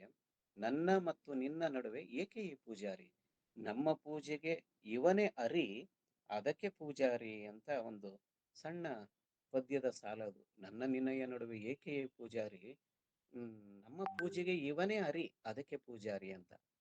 ಹಾಗಾಗಿ ಇಂಥ ಒಂದು ಪದ್ಯವನ್ನ ಆ ಕಾಲಕ್ಕೆ ಬರಿಬೇಕು ಅಂತಂದ್ರೆ ಬಹಳ ದೊಡ್ಡ ಒಂದು ಆತ್ಮ ಸ್ಥೈರ್ಯ ಬೇಕಾಗುತ್ತೆ. ಸಮಾಜವನ್ನು ಎದುರು ಹಾಕೊಳ್ಳೋದಷ್ಟು ಸುಲಭದ ಮಾತಲ್ಲ. ಹೇಳ್ತಾರೆ, ಈ ಏನು ಅಂತಂದ್ರೆ, ಸತ್ತ ಮೀನುಗಳು ಹರಿಯೋ ನೀರಿನಲ್ಲಿ ತೇಲ್ಕೊಂಡು ಹೋಗ್ತವೆ, ಆದ್ರೆ ಜೀವಂತ ಮೀನು ಮಾತ್ರ ಪ್ರವಾಹಕ್ಕೆ ಎದುರಾಗಿ ಚಲಿಸುತ್ತೆ, ಈಜುತ್ತೆ ಅಂತ ಹೇಳ್ತಾರೆ. ಕುವೆಂಪು ಅಂತ ಸಾಹಸವನ್ನು ಮಾಡಿದ್ರು. ಜೀವಂತ ಮೀನು ಹೇಗೆ ಪ್ರವಾಹಕ್ಕೆ ಎದುರಾಗಿ ಚಲಿಸುತ್ತೋ, ಅವತ್ತಿನ ಕಾಲಕ್ಕೆ ಸುಮಾರು 5 ದಶಕದ ಹಿಂದೆ ಇಂಥ ಬಂಡಾಯ ಸ್ವರೂಪದ ನಾಟಕಗಳನ್ನ ಪದ್ಯಗಳನ್ನ ಬರೀಬೇಕಾದ್ರೆ ಅವ್ರು ಎದುರಿಸಿರುವಂತಹ ಟೀಕೆಗಳು ಎಷ್ಟೊಂದು ಅಂತ ಗೊತ್ತಿದೆ. ತುಂಬಾನೇ ಕುವೆಂಪು ಬಹಳ ಆ ತೀಕ್ಷ್ಣವಾದ ಪ್ರತಿಭಟನೆಗಳನ್ನ ಮತ್ತು ಟೀಕೆಗಳನ್ನ ವಿಮರ್ಶೆಗಳನ್ನ ಎದುರಿಸ್ಬೇಕಾಯಿತು. ಅವರ ಲೇಖನಗಳನ್ನ ಅವರ ಬರಹಗಳನ್ನ ವಿರೋಧ ಮಾಡಲಿಕ್ಕೆ ಕೆಲವರು ವಿಮರ್ಶಕರು ಹುಟ್ಕೊಂಡ್ರ ಅಂತ ಅನುಮಾನ ಬರುವಷ್ಟರ ಮಟ್ಟಿಗೆ ಒಂದು ವರ್ಗದ ವಿಮರ್ಶಾ ವಲಯ ಅವರನ್ನ ಬಹಳ ವಿಚಿತ್ರವಾಗಿ ಅವರ ಸಾಹಿತ್ಯವನ್ನು ವಿಮರ್ಶೆ ಮಾಡ್ತು. ಮಲೆಗಳಲ್ಲಿ ಮಧು ಮಗಳು ಅಂತ ಇವತ್ತು ಜಾಗತಿಕ ಕಾದಂಬರಿಗಳ ಸಂದರ್ಭದಲ್ಲಿ 10 ಶ್ರೇಷ್ಠ ಕಾದಂಬರಿಗಳನ್ನ ಪಟ್ಟಿ ಮಾಡಿ ಅಂತಂದ್ರೆ, ಇವತ್ತು ಮಲೆಗಳಲ್ಲಿ ಮದುಮಗಳು ಅನ್ನುವಂಥ ಕೃತಿಯನ್ನ 10 ಶ್ರೇಷ್ಠ ಕಾದಂಬರಿಗಳಲ್ಲಿ ಒಂದು ಅಂತ ವಿಮರ್ಶಾ ವಲಯ ಒಪ್ಕೊಂಡಿದೆ. ಆದ್ರೆ ಅವತ್ತಿನ ಕಾಲಕ್ಕೆ ಅದೊಂದು ಕಾದಂಬರಿನೇ ಅಲ್ಲ ಅಂತ ಹೇಳ್ತಾ ಇದ್ರು. ಅವ್ರ ನಾಟಕ, ಒಂದೊಂದು ನಾಟಕ ಬಂದಾಗ್ಲೂ ಕೂಡ ಅವರ ಸಮಕಾಲೀನ ಬಹಳ ಬಹಳ ದೊಡ್ಡ ಹೆಸರು ಮಾಡಿರುವಂಥ ಸಾಹಿತಿಗಳೇ. ಅದೆಲ್ಲ ದಾಖಲಾಗಿರುವಂಥದ್ದೇ. ಮಾಸ್ತಿ ಅಂತವರು ಕೂಡ ಅವ್ರ ಮಹಾಕಾವ್ಯ ಬಂದಾಗ, ನೀವು ರಾಮಾಯಣದ ಕಥೆಯನ್ನು ಬದಲಾವಣೆ ಮಾಡ್ಕೊಬಿಟ್ರಿ, ಮೂಲದ ಕಥೆಯನ್ನ ನೀವು ಬದಲಾಯಿಸಿದಿರಿ. ಹಾಗೆ ಶೂದ್ರ ತಪಸ್ವಿ ಅಂತ ನಾಟಕ ಬಂದಾಗ, ಜಲಗಾರನಂಥ ನಾಟಕ ಬಂದಾಗ, ಬೆರಳಿಗೆ ಕೊರಳು ಅನ್ನುವಂಥ ನಾಟಕ ಬಂದಾಗ ಬಹಳ ದೊಡ್ಡ ಪ್ರತಿಭಟನೆಯನ್ನ ಎದುರಿಸ್ಬೇಕಾಗ್ತದೆ. ಕುವೆಂಪು ಹೇಳಿದ್ರು, ನೀನೇರಬಲ್ಲೆಯ ನಾನೇರು ಎತ್ತರಕ್ಕೆ, ನೀ ಇಳಿಯಬಲ್ಲೆಯ ನಾ ಇಳಿಯುವಾಳಕ್ಕೆ ನೀ ಹಾರಬಲ್ಲೆಯ ನಾ ಹಾರುವಗಲಕ್ಕೆ ಅಂತ ಅದನ್ನೂ ವಿಮರ್ಶೆ ಮಾಡಿದ್ರು, ಅದನ್ನು ಟೀಕೆ ಮಾಡಿದ್ರು. ಕುವೆಂಪು ಎಷ್ಟು ನಿಷ್ಠುರವಾಗಿ ಹೀಗೆ ಹೇಳ್ತಾ ಇದಾರಲ್ಲ ಅಂತ ಸವಾಲ್ ಹಾಕ್ತಾ ಇದಾರಂತ. ಸವಾಲ್ ಹಾಕಿದ್ದಲ್ಲ ಅದು. ಅಷ್ಟ್ರ ಮಟ್ಟಿಗೆ ಇಡೀ ಕನ್ನಡದ ವಿಮರ್ಶಾ ವಲಯ ಒಂದು ಗುಂಪು ಅವರ ಬರಹಗಳನ್ನ, ಅವರ ವ್ಯಕ್ತಿತ್ವವನ್ನ ಆ ವಿಚಿತ್ರವಾದ ರೀತಿಯಲ್ಲಿ ಟೀಕೆ ಮಾಡ್ತಾ ಇರೋ ಸಂದರ್ಭದಲ್ಲಿ ಅದಕ್ಕೆ ಕಾವ್ಯ ಸ್ವರೂಪದಲ್ಲಿ ಅವರು ಅದನ್ನ ಆ ಉತ್ತರಿಸಿದ್ರು ಅಂತ ಉತ್ತರ ಕೊಡ್ತಾರೆ. ಹಾಗೇನೆ ಅವ್ರ ಕಾವ್ಯ, ಅವ್ರ ವ್ಯಕ್ತಿತ್ವ, ಅವ್ರ ಬರಹ ಮೇಲ್ವರ್ಗದ ಸ್ಥಾಪಿತವಾದ ನಂಬಿಕೆಗಳು ಮತ್ತೆ ಮೇಲ್ಜಾತಿಯ ಶಾಸ್ತ್ರ ಪುರಾಣಗಳಲ್ಲಿರುವಂತಹ ಅಸಮಾನತೆಗಳನ್ನು ಕೂಡ ಅವ್ರು ಪ್ರಶ್ನೆ ಮಾಡಿದರು. ಯಾವ ಕಾಲದ ಶಾಸ್ತ್ರವೇನು, ಹೇಳಿದರೇನು, ಎದೆಯದನಿಗೂ ಮಿಗಿಲು ಶಾಸ್ತ್ರವಿಹುದೇನು ಅನ್ನುವಂಥ ಈ ಮಾತುಗಳು. ಅಂದ್ರೆ ಶಾಸ್ತ್ರಕ್ಕಿಂತ ಮುಖ್ಯವಾಗಿ ನಮಗೆ ಬೇಕಾಗಿದ್ದೇನು ಅಂತಂದ್ರೆ ಈ ಕಾಲದ ಯುಗಧರ್ಮ ಬೇಕು. ಈ ಕಾಲದ ಯುಗಧರ್ಮಕ್ಕೆ ಅಡ್ಡಿಯಾಗಿ ನಿಂತಿರುವಂಥವ್ರು ಯಾರು ಅಂತಂದ್ರೆ ಮೇಲ್ವರ್ಗ ಮತ್ತೆ ಅವರು ರಚನೆ ಮಾಡಿರುವಂತಹ ಕೆಲವು ಶಾಸ್ತ್ರಗಳು ಏನಿದಾವೆ ಅದನ್ನ ಅವರು ಪ್ರಶ್ನೆ ಮಾಡಬೇಕಾಯ್ತು ತಮ್ಮ ಪದ್ಯಗಳಲ್ಲಿ, ಮತ್ತೆ ಅವರು ತಮ್ಮ ಮಾತುಗಳಲ್ಲೂ ಕೂಡ ಅಂಥದ್ದನ್ನ ಮಾಡಿದ್ರು. ಆ ಮತದ ಈ ಮತದ ಹಳೆ ಮತದ ಸಹವಾಸ ಸಾಕಿನ್ನು ಸೇರಿದ ವಿಶ್ವಪಥಕ್ಕೆ ಮನುಜ ಮತಕ್ಕೆ ಅನ್ನುವಂಥ ಮಾತು ಹೇಳ್ತಾರಲ್ಲ. ಮನುಷ್ಯ ಕುಲವನ್ನ ನಾವು ಬೆಳೆಸ್ಬೇಕಾಗಿದೆ. ಯಾವುದೋ ಒಂದು ಜಾತಿ, ಒಂದು ಕುಲಕ್ಕೆ ನಾವು ಅಂಟ್ಕೊಬಿಟ್ರೆ ಹೇಗೆ ಅನ್ನುವಂಥ ಪ್ರಶ್ನೆಯನ್ನ ಕುವೆಂಪು ಕೇಳಿದ್ರು ಅಂತ. ಇನ್ನು ಕುವೆಂಪು ಬಗ್ಗೆ ಮಾತಾಡುವಾಗ ಅನೇಕರು ಹೇಳ್ತಾರೆ ಅವರು ಎಲ್ಲವನ್ನು ಪ್ರತಿಭಟಿಸಿದ್ರು, ವಿರೋಧಿಸಿದ್ರು, ಅವರಿಗೆ ಅವರು ಒಂದು ಹಂತದಲ್ಲಿ ನಾಸ್ತಿಕರಾಗಿದ್ರು ಅಂತ. ಇಲ್ಲ ಇಲ್ಲ, ಅವರು ಅಪ್ಪಟ ಆಸ್ತಿಕರೇ ಆಗಿದ್ರು. ಈ ಹಿಂದೆ ಆ ವಿಷಯವನ್ನ ನಾನು ಪ್ರಸ್ತಾಪ ಮಾಡಿದೆ, ಮತ್ತೊಮ್ಮೆ ಹೇಳ್ತಾ ಇದ್ದೀನಿ. ಕುವೆಂಪುಗೆ ವಿಜ್ಞಾನದ ಮೇಲೆ ಅಪರಿಮಿತವಾದ ನಂಬಿಕೆ ಇತ್ತು. ವಿಜ್ಞಾನ ಅನ್ವೇಷಿಸುವ ಸತ್ಯಗಳ ಬಗ್ಗೆ ಕುತೂಹಲ ಇತ್ತು ಮತ್ತೆ ಸ್ವಾಗತ ಇತ್ತು. ಹಾಗಾಗಿ ಅವರು ಎಷ್ಟರ ಮಟ್ಟಿಗೆ ಅಂತಂದ್ರೆ ಡಾಕ್ಟರ್ ಪ್ರೊಫೆಸರ್ ಕೇಶವರಾವ್ ಅನ್ನೋರ ಜೊತೆಲಿ, GT ನಾರಾಯಣರಾವ್ ಜೊತೆಯಲ್ಲಿ ಫಿಸಿಕ್ಸ್ ಮತ್ತೆ ಕ್ವಾಂಟಮ್ ಥಿಯರಿ ಬಗ್ಗೆ ಬಹಳಷ್ಟು ಚರ್ಚೆ ಮಾಡ್ತಾ ಇದ್ರು. ಹೊಸ ಅನ್ವೇಷಣೆಗಳು ಏನಾಗ್ತಾ ಇದ್ದಾವೆ ಅಂತ. ಆ ಕಾಲಕ್ಕೆ ಇಡೀ ಕರ್ನಾಟಕದಲ್ಲಿ ಒಂದು ಸಾಮಾಜಿಕವಾದ ಎಚ್ಚರವನ್ನು ಕೊಟ್ಟಿರುವಂತ ಲಂಕೇಶ್ ಪತ್ರಿಕೆ ಇತ್ತಲ್ಲ, ಆ ಪತ್ರಿಕೆಯನ್ನ ಎಷ್ಟು ಇಷ್ಟಪಟ್ಟು ಓದ್ತಾ ಇದ್ರು ಅವರು. ಪ್ರತಿ ಬುಧವಾರ ದಿನ ಅದು ಎಲ್ಲರ ಮನೆಗೆ ಬರೋ ಹಾಗೆ ಕುವೆಂಪು ಉದಯ ರವಿ ಮನೆಗೂ ಬರ್ತಾ ಇತ್ತು. ಒಂದು ದಿನ ಬರೋದು ಲೇಟ್ ಆಯ್ತು ಅಂತಂದ್ರೆ ಮೈಸೂರಿಂದ ಅವರು ಬೆಂಗಳೂರಿನ ಬಸವನಗುಡಿ ಈ ಲಂಕೇಶರ ಕಚೇರಿಗೆ ಫೋನ್ ಮಾಡಿ ಕೇಳ್ತಾ ಇದ್ರಂತ, ಯಾಕೆ ಪೇಪರ್ ಬರಲಿಲ್ಲ, ಯಾಕೆ ಪತ್ರಿಕೆ ಬರಲಿಲ್ಲ ಇವತ್ತು ಅಂತ. ಹೊಸತನ್ನ ಹೇಳುವ ಪತ್ರಿಕೆ, ಹೊಸತನ್ನ ಹೇಳುವ, ಹೊಸ ಸತ್ಯಗಳನ್ನ ಹುಡುಕಿ ಕೊಡುವ ವಿಜ್ಞಾನದ ಬಗ್ಗೆ ಬಹಳ ಗೌರವ ಇದೆ ಅವರಿಗೆ. ಹೊಸ್ತು ಬರಬೇಕು, ಹಳೆಯ ಭ್ರಮೆಗಳನ್ನ ಒಡೆಯೋದಕ್ಕೆ ಹೊಸ ಸಂಗತಿಗಳು ನಮಗೆ ಬೇಕು ಅನ್ನೋದ್ರ ಬಗ್ಗೆ ಅವರಿಗೆ ನಂಬಿಕೆ ಇತ್ತು. ಆದ್ರೆ ಅವರ ಆಸ್ತಿಕತೆ ಇದೆಯಲ್ಲ, ಅದು ಸ್ವಲ್ಪ ಭಿನ್ನ ಸ್ವರೂಪದ್ದು ಅಂತ. ಹೇಗೆ ನಮ್ಮಲ್ಲಿ ಆಸ್ತಿಕರಿದ್ದಾರೆ, ಎಂಥ ಆಸ್ತಿಕತೆ ಇದೆ ಅಂತಂದ್ರೆ ಕುರುಡು ಭಕ್ತಿಯ ಆಸ್ತಿಕತೆ.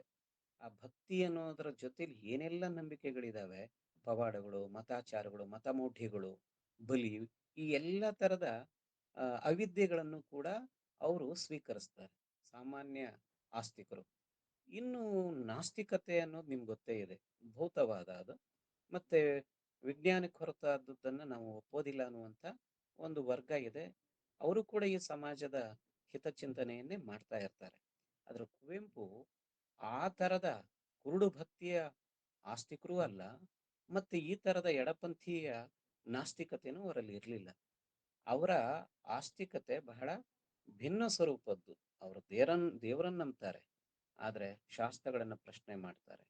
ಅವ್ರು ದೇವರನ್ನ ನಂಬ್ತಾರೆ, ಪುರೋಹಿತರನ್ನ ಪ್ರಶ್ನೆ ಮಾಡ್ತಾರೆ. ಅವರು ದೇವರನ್ನ ನಂಬ್ತಾರೆ, ಅದರ ಸ್ಥಾವರದ ಗುಡಿ, ಚರ್ಚು, ಮಸೀದಿಗಳನ್ನ ಅವರು ನಿರಾಕರಿಸ್ತಾರೆ. ಒಂದ್ ಹಂತದಲ್ಲಿ ಹೇಳ್ತಾರೆ ವಿಜ್ಞಾನಕ್ಕೆ ಕೂಡ ಮಿತಿ ಇದೆ ಅಂತ. ವಿಜ್ಞಾನಕ್ಕೂ ಮಿತಿ ಇದೆ. ಆ ವಿಜ್ಞಾನದ ಮಿತಿ ಏನು ಅಂತಂದ್ರೆ, ಅಥವಾ ನಮ್ಮ ಆ ಯಾವುದು ಎಡಪಂಥೀಯರ ಮಿತಿ ಏನು ಅಂತಂದ್ರೆ, ಭೌತವಾದದ ಆಚೆ ಇರುವ ಸತ್ಯಗಳನ್ನ ಇವರು ಒಪ್ಕೊಳ್ಳಿಕ್ ಸಿದ್ಧ ಇಲ್ಲ. ಈ ಪಂಚೇಂದ್ರಿಯಗಳ ಗ್ರಹಿಕೆಗೆ ಬರುವಂತ ಸತ್ಯಗಳು ಏನಿದಾವೆ ಅದು ಮಾತ್ರ ಸತ್ಯ ಅಂತ ನಾವು ಹೇಳ್ತಾ ಇದ್ದೀವಿ. ಆದ್ರೆ ಹಾಗಿಲ್ಲ. ಈ ಜಗತ್ತನ್ನು ನೋಡಿದ್ರೆ ಈ ಪಂಚೇಂದ್ರಿಯಗಳನ್ನು ಮೀರಿದ ಏನೋ ಸತ್ಯಗಳು ಈ ಜಗತ್ತನ್ನು ಆವರಿಸ್ಕೊಂಡಿದ್ದಾವೆ. ಆದ್ರೆ ನಮ್ಮ ಮಿತಿ ಏನು ಅಂತಂದ್ರೆ, ನಮ್ಮ ಶರೀರದ ಮಿತಿ ಏನು ಅಂತಂದ್ರೆ, ಕಣ್ಣಿಗೆ ಕಾಣುವಂತ ಕಿವಿ ಕೇಳುವಂತ ಪಂಚೇಂದ್ರಿಯಗಳಿಗೆ ನಿಲುಕುವಂತ ಸಂಗತಿಗಳನ್ನು ಮಾತ್ರ ನಾವು ಸತ್ಯ ಅಂತ ಒಪ್ಕೊಳ್ತಾ ಇದ್ದೀವಿ. ಅದಕ್ಕ ಕುವೆಂಪು ಹೇಳ್ತಾರೆ, ಇಲ್ಲ ಇಲ್ಲ, ವಿಜ್ಞಾನ ಆಧ್ಯಾತ್ಮದ ನೆಲೆಗೆ ಏರಬೇಕು ಅಂತ ಹೇಳ್ತಾರೆ. ಇಂಡಿಯಾದಲ್ಲಿ ಹುಟ್ಟಿರುವಂತ ಒಂದು ಆಧ್ಯಾತ್ಮ ಅನ್ನುವಂಥ ಏನು ಒಂದು ತತ್ವ ಇದೆಯೋ, ಆ ಆಧ್ಯಾತ್ಮದ ಮಾರ್ಗದಿಂದಲೇ ಒಬ್ಬ ಸಾಮಾನ್ಯ ಸಿದ್ಧಾರ್ಥ ಬುದ್ಧನಾಗಿ ವಿಕಾಸ ಆಗೋದಕ್ಕೆ ಸಾಧ್ಯ ಇತ್ತು. ಒಬ್ಬ ಮಹಾವೀರ ಅವನು ನಿರ್ವಾಣದ ಹಂತಕ್ಕೆ ಆ ಹಂತಕ್ಕೆ ಏರೋದಕ್ಕೆ ಸಾಧ್ಯ ಆಯಿತು. ಒಬ್ಬ ಅಲ್ಲಮನಂತವನು ಶರಣರಂತವರು ಬಯಲಲ್ಲಿ ಬಯಲಾಗೋದಕ್ಕೆ ಸಾಧ್ಯ ಆದದ್ದು ಯಾವುದು ಅಂತಂದ್ರೆ ಅಷ್ಟಸಿದ್ಧಿ ಮಾರ್ಗ ಅಂತ ಹೇಳಿ ಏನು ವೀರಶೈವ ಟೆಕ್ಸ್ಟ್ ಹೇಳುತ್ತೋ, ಅಥವಾ ಬುದ್ಧ ಅದನ್ನು ನಿರ್ವಾಣ ಅಂತ ಹೇಳ್ತಾನೋ, ನಮ್ಮ ವಚನಕಾರರು ಬಯಲು ಅಂತ ಹೇಳ್ತಾರೋ, ಈ ಬಗೆಯ ಒಂದು ಸಾಧನೆಗೆ ಬೇಕಾಗಿದ್ದು ಏನು ಅಂತಂದ್ರೆ ಅಧ್ಯಾತ್ಮ ಮಾರ್ಗ ಅಂತ. ಅಧ್ಯಾತ್ಮ ಅನ್ನೋದು ಅದು ಮೂಢನಂಬಿಕೆ ಅಲ್ಲ, ಅದು ಧ್ಯಾನದಿಂದ ಸಿದ್ಧಿಸುವಂತ ಒಂದು ಮಾರ್ಗ. ಹೇಳ್ತೀವಲ್ಲ, ಬುದ್ಧನಿಗೆ ಜ್ಞಾನೋದಯ ಆಯಿತು ಅಂತ ಹೇಳಿ. ಅವನಿಗೆ ಜ್ಞಾನೋದಯದ ಹಂತಕ್ಕೆ ಬಂದ್ಮೇಲೆ ಅವನಿಗೆ ಇಡೀ ಲೋಕ ಸತ್ಯಗಳು ಗೋಚರ ಆಗೋದಕ್ಕೆ ಸಾಧ್ಯ ಆಯಿತು. ಬುದ್ಧನಿಗೆ ಲೋಕ ಸತ್ಯಗಳು ಕಂಡಿದ್ದು ಪಂಚೇಂದ್ರಿಯಗಳಿಂದ ಅಲ್ಲ. ಅವನಿಗೆ ಸಾಧ್ಯ ಆದದ್ದು ಯಾವುದರಿಂದ ಅಂದ್ರೆ ಅವನ ಎದೆಯ ಕಣ್ಣು ಯಾವಾಗ ತೆರೀತದೋ ಅದನ್ನ ಅವನು ಜ್ಞಾನೋದಯ ಅಂದಿದ್ದು. ಹಾಗಾಗಿ ಕುವೆಂಪು ಈ ಸಂದರ್ಭದಲ್ಲಿ ಅದನ್ನ ಒಪ್ಕೊಳ್ತಾರೆ. ಅಧ್ಯಾತ್ಮದ ನೆಲೆಗೆ ಕುವೆಂಪು ಯಾವುದು ವಿಜ್ಞಾನ ಇರಬೇಕು ಅನ್ನೋ ಮಾತನ್ನು ಹೇಳಿದ್ರು. ಮತ್ತೆ ವಿವೇಕಾನಂದರು ಕೂಡ ಈ ಮೊದಲೇ ಹೇಳಿರುವಂತಹ ಮಾತಾಗಿತ್ತದು. ಬೇಂದ್ರೆ ಕಾವ್ಯ ನೋಡಿ, ಬೇಂದ್ರೆ ಕಾವ್ಯ ಆ ಹಂತಕ್ಕೆ ಏರೋದಕ್ಕೆ ಪ್ರಯತ್ನ ಪಡುತ್ತೆ. ಅಂದ್ರೆ ನಮ್ಮ ಕಣ್ಣಿಗೆ ಕಾಣುವ ಭೌತಿಕ ಸತ್ಯಗಳ ಆಚೆ ಇರುವಂತ ಸಂಗತಿಗಳನ್ನ ಹುಡುಕುವಂತ ಪ್ರಯತ್ನವನ್ನ ಬೇಂದ್ರೆ ಕಾವ್ಯ ಮಾಡ್ತು. ಮಧುರ ಚೆನ್ನರ ಕಾವ್ಯ ಕೂಡ ಅಂತ ಕೆಲಸ ಮಾಡುತ್ತೆ. ಶಿಶುನಾಳ ಶರೀಫರ ಕಾವ್ಯ, ನಮ್ಮ ವಚನ ಸಾಹಿತ್ಯ, ಇದನ್ನೆಲ್ಲ ಸೂಫಿ ಸಾಹಿತ್ಯ, ತತ್ವಪದಗಳು, ಇದನ್ನೆಲ್ಲ ಗಮನಿಸಿದ್ರೆ ಏನು ಅಂತಂದ್ರೆ ಒಂದು ಅಧ್ಯಾತ್ಮದ ಸಂಗತಿಯನ್ನ ಸತ್ಯವನ್ನು ಹುಡುಕುವಂತ ಒಂದು ಪ್ರಯತ್ನವನ್ನು ಏನ್ ಮಾಡ್ತು, ಅದನ್ನ ಕುವೆಂಪು ಕೂಡ ಒಪ್ಕೊಳ್ತಾರೆ. ಒಂದು ಹಂತದಲ್ಲಿ ದಾರ್ಶನಿಕ ಸಿದ್ಧಾಂತ ಏನ್ ಹೇಳ್ತಾರ ಅವರು, ದಾರ್ಶನಿಕತೆ ಅನ್ನೋದನ್ನ ಅಧ್ಯಾತ್ಮದ ಜೊತೆಲಿ ಬೆರೆಸಿರುವಂತ ಪರಿಭಾಷೆಯಲ್ಲಿ ಅದನ್ನು ವಿವರಿಸ್ತಾರೆ. ಹಾಗಂತ ಕುವೆಂಪು ಬಹಳ ದೊಡ್ಡ ಕ್ರಾಂತಿ ಮಾಡಿದ್ರು. ಆ ಕ್ರಾಂತಿ ಬೀದಿಗೆ ಬರ್ಲಿಲ್ಲ. ಹೀಗೆ ಕ್ರಾಂತಿ ಏನೂ ಆಯ್ತು ನಿಜ. ಅವರು ಬರವಣಿಗೆ ಮೂಲಕವೇ ಇಡೀ ನಾಡಿನ ಒಂದು ಸಾಮಾಜಿಕ ಬದಲಾವಣೆಗೆ ಒಂದು ದೊಡ್ಡ ಪ್ರೇರಣೆ ಕೊಟ್ಟಿದ್ದಾರೆ. ಅವರು ಕಾವ್ಯದಿಂದ ಸ್ಫೂರ್ತಿಯನ್ನ ಪಡ್ಕೊಂಡಿರೋ ದಲಿತ ಬಂಡಾಯ ಸಾಹಿತ್ಯ ಚಳುವಳಿ, ಹಾಗೇನೆ ಸ್ತ್ರೀ ಹಕ್ಕುಗಳ ಪರವಾದ ಹೋರಾಟ, ಪರಿಸರದ ಚಳುವಳಿ, ರೈತ ಚಳುವಳಿ, ಎಲ್ಲ ಚಳುವಳಿಗಳ ಹಿಂದೆ ಕುವೆಂಪು ಭಾಷಣಗಳು ಮತ್ತೆ ಅವರ ಬರಹಗಳು ಒಂದು ಪ್ರೇರಣೆಯಾಗಿರೋದು ನಿಜ. ಆದ್ರೆ ಅವರು ಬೀದಿಗೆ ಬಂದೇನು ಅವ್ರ ಹೋರಾಟಕ್ಕೆ ಇಳಿಲಿಲ್ಲ. ಯಾರು ಹೋಗಿ ಕರೀತಾರೆ ನೋಡಿ, ನೀವು ಎಂಥ ಬಂಡಾಯದ ಕ್ರಾಂತಿಕಾರಿ ಸ್ವರೂಪದ ಕವಿತೆಗಳನ್ನು ಬರೆದಿದ್ದೀರಿ, ನಾಟಕಗಳನ್ನು ಬರೆದಿದ್ದೀರಿ, ನಮ್ಮ ಜೊತೆಲಿ ಬನ್ನಿ, ಹೋರಾಟ ಮಾಡೋಣ, ಬೀದಿಗಿಳಿದು ಹೋರಾಟ ಮಾಡೋಣ, ಈ ಸಮಾಜದ ನಂಬಿಕೆಗಳನ್ನೇ ಸಂಪೂರ್ಣ ಒಡೆದು ಹಾಕಬೇಕು, ಗುಡಿಸಿ ಹಾಕ್ಬಿಡೋಣ, ಹಳೇದನ್ನೆಲ್ಲ ಒರೆಸಿ ಹಾಕೋಣ ಅಂತ ಹೇಳಿದ್ರೆ ಕುವೆಂಪು ಹೇಳ್ತಾರೆ, ಹಳೇದನ್ನ ಒರೆಸಿ ಹಾಕ್ತೀರಾ ಹೇಗೆ? ಹಳೇದು ಅನ್ನೋದು ಪರಂಪರೆ. ಆ ಪರಂಪರೆಯ ಒಳಗಿರುವಂತ ಸಮಸ್ಯೆಗಳೇನಿದಾವೆ ಅವುಗಳನ್ನ ನಾವು ಟೀಕಿಸ್ಬೇಕು ಬಿಟ್ರೆ ಇಡೀ ಪರಂಪರೆಯನ್ನ ನೀವು ಹೇಗೆ ನಿರಾಕರಣೆ ಮಾಡ್ತೀರಿ? ಅದಕ್ಕೆ ಕುವೆಂಪು ಒಂದು ಒಳ್ಳೆ ಉದಾಹರಣೆ ಕೊಡ್ತಾರೆ. ನಿಮ್ಮ ಮನೆಯಲ್ಲಿ ಅಜ್ಜಿ ಇದಾರೆ, ಅಜ್ಜಿ ಮೈ ಮೇಲೆ ಒಡವೆಗಳು ಇದಾವೆ. ಏನೇನು ಒಡವೆಗಳಿದಾವೆ? ತೋಳ್ಬಂದಿ ಇದೆ, ಸೊಂಟ ಪಟ್ಟಿ ಇದೆ, ಆ ಕಾಲದ ಬುಗುಡಿಗಳಿದಾವೆ, ವಾಲೆ ಇದೆ, ಬಗೆ ಬಗೆಯ ಆಭರಣಗಳಿದಾವೆ, ಬಂಗಾರದ್ದು, ಬೆಳ್ಳಿದು. ಅಜ್ಜಿ ಸತ್ತಾಗ ಒಡವೆಗಳನ್ನು ಎಸಿತೀರಾ ಅಂತ ಕೇಳ್ತಾರೆ. ಇಲ್ಲ, ಅಜ್ಜಿನ ನಾವು ಮಣ್ಣು ಮಾಡ್ತೇವೆ, ಆದ್ರೆ ಅಜ್ಜಿ ಧರಿಸ್ತಾ ಇರುವಂತ ಒಡವೆಗಳನ್ನ ನಾವು ನಮ್ಮ ಮಕ್ಕಳಿಗೆ ಹೊಸ ಡಿಸೈನ್ ಮಾಡಿ ಅದನ್ನ ಕೊಡ್ತೇವೆ. ಯಾಕಂದ್ರೆ ಈ ಕಾಲದ ಹೆಣ್ಣು ಮಕ್ಕಳಿಗೆ ಆ ಕಾಲದ ಡಿಸೈನ್ ಇಷ್ಟ ಆಗಲ್ಲ. ಹಾಗಿದ್ರೆ ಬಂಗಾರ ಹೊಸ ರೂಪ ಪಡಿತದಲ್ವಾ ಅಂತ ಕೇಳ್ತಾರೆ. ಪರಂಪರೆ ಅನ್ನೋದು ಬಂಗಾರ ಇದ್ದ ಹಾಗೆ ನಾವು ನಿರಾಕರಣೆ ಮಾಡಬೇಕು ಅಂತಂದ್ರೆ ಹೇಗ್ ನಿರಾಕರಣೆ ಮಾಡೋದು? ಇಡೀ ಈಗಿರುವಂತ ನಂಬಿಕೆ ಎಲ್ಲ ಶಾಸ್ತ್ರ ಪುರಾಣಗಳನ್ನ ನಾವು ಗುಡಿಸಿ ಅರಬ್ಬಿ ಸಮುದ್ರಕ್ಕೆ ಎಸ್ತು ನಾವು ಒಂದು ಹೊಸ ಸಮಾಜ ಕಟ್ಟೋದಕ್ಕಾಗಲ್ಲ.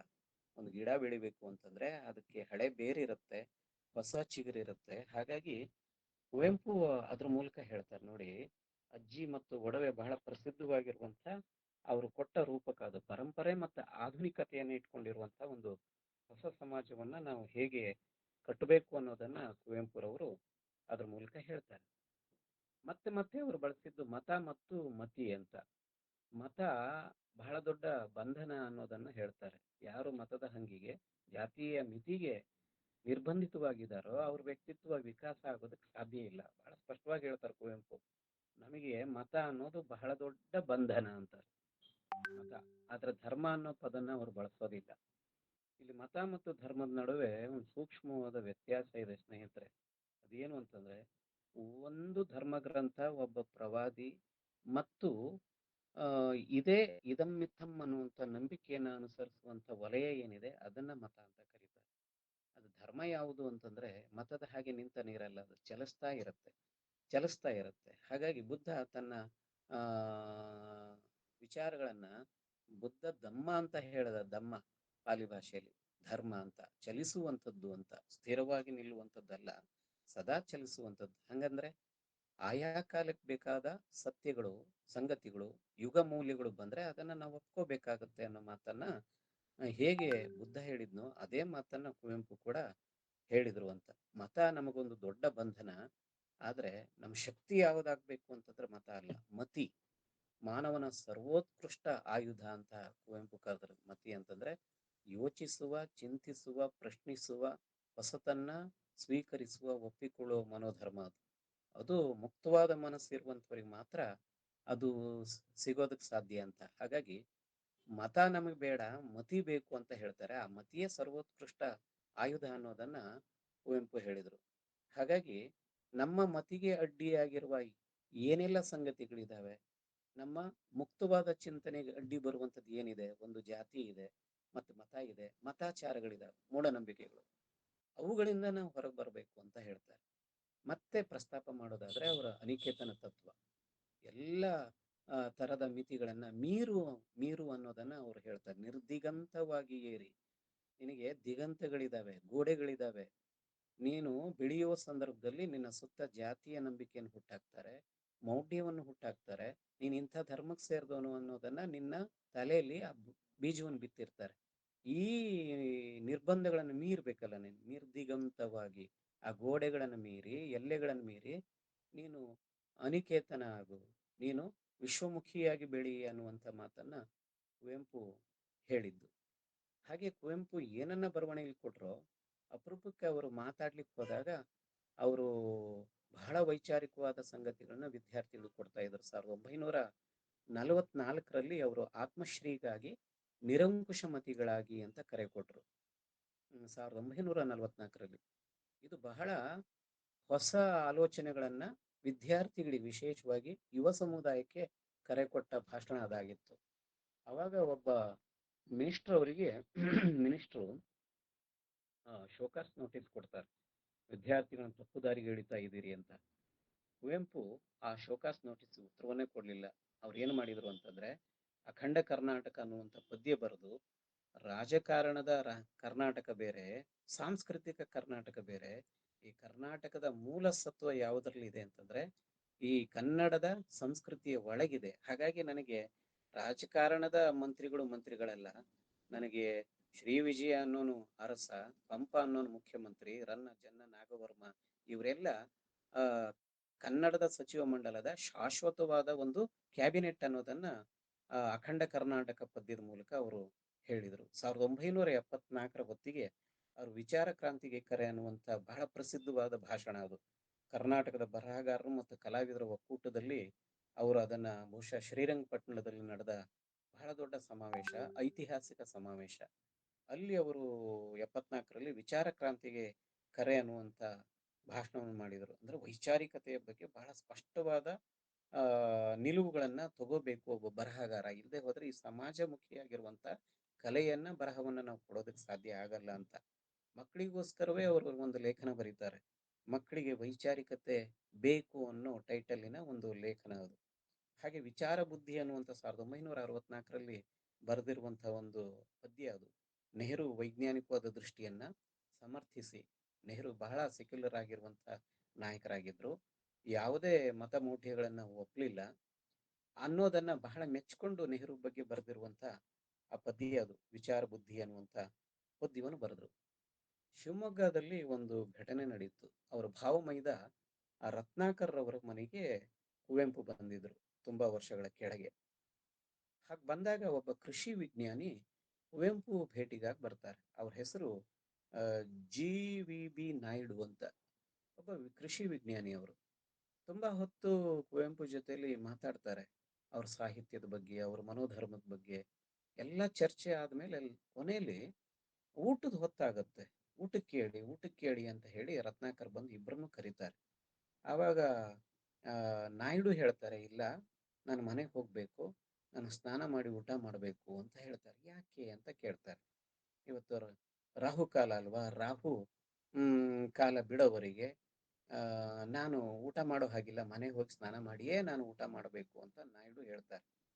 ಅವಾಗ ಕುವೆಂಪು ಎಷ್ಟು ಆಕ್ರೋಶದಿಂದ ಅವರನ್ನ ಬೈದ್ರು ಅಂತಂದ್ರೆ, ಕುವೆಂಪು ಯಾವತ್ತೂ ಕೂಡ ಬೈಯುವ ಮನೋಧರ್ಮ ಅವ್ರದ್ದಲ್ಲ. ಮನೇಲಿ ಕೂಡ ಅವರು ಹಾಗೆ ಅತ್ಯಂತ ಸಾತ್ವಿಕವಾಗಿ ಇರ್ತಿದ್ರು ಅನ್ನೋದ್ರ ಬಗ್ಗೆ ನಾವೆಲ್ಲ ಓದಿ ತಿಳಿದಿದ್ದೀವಿ.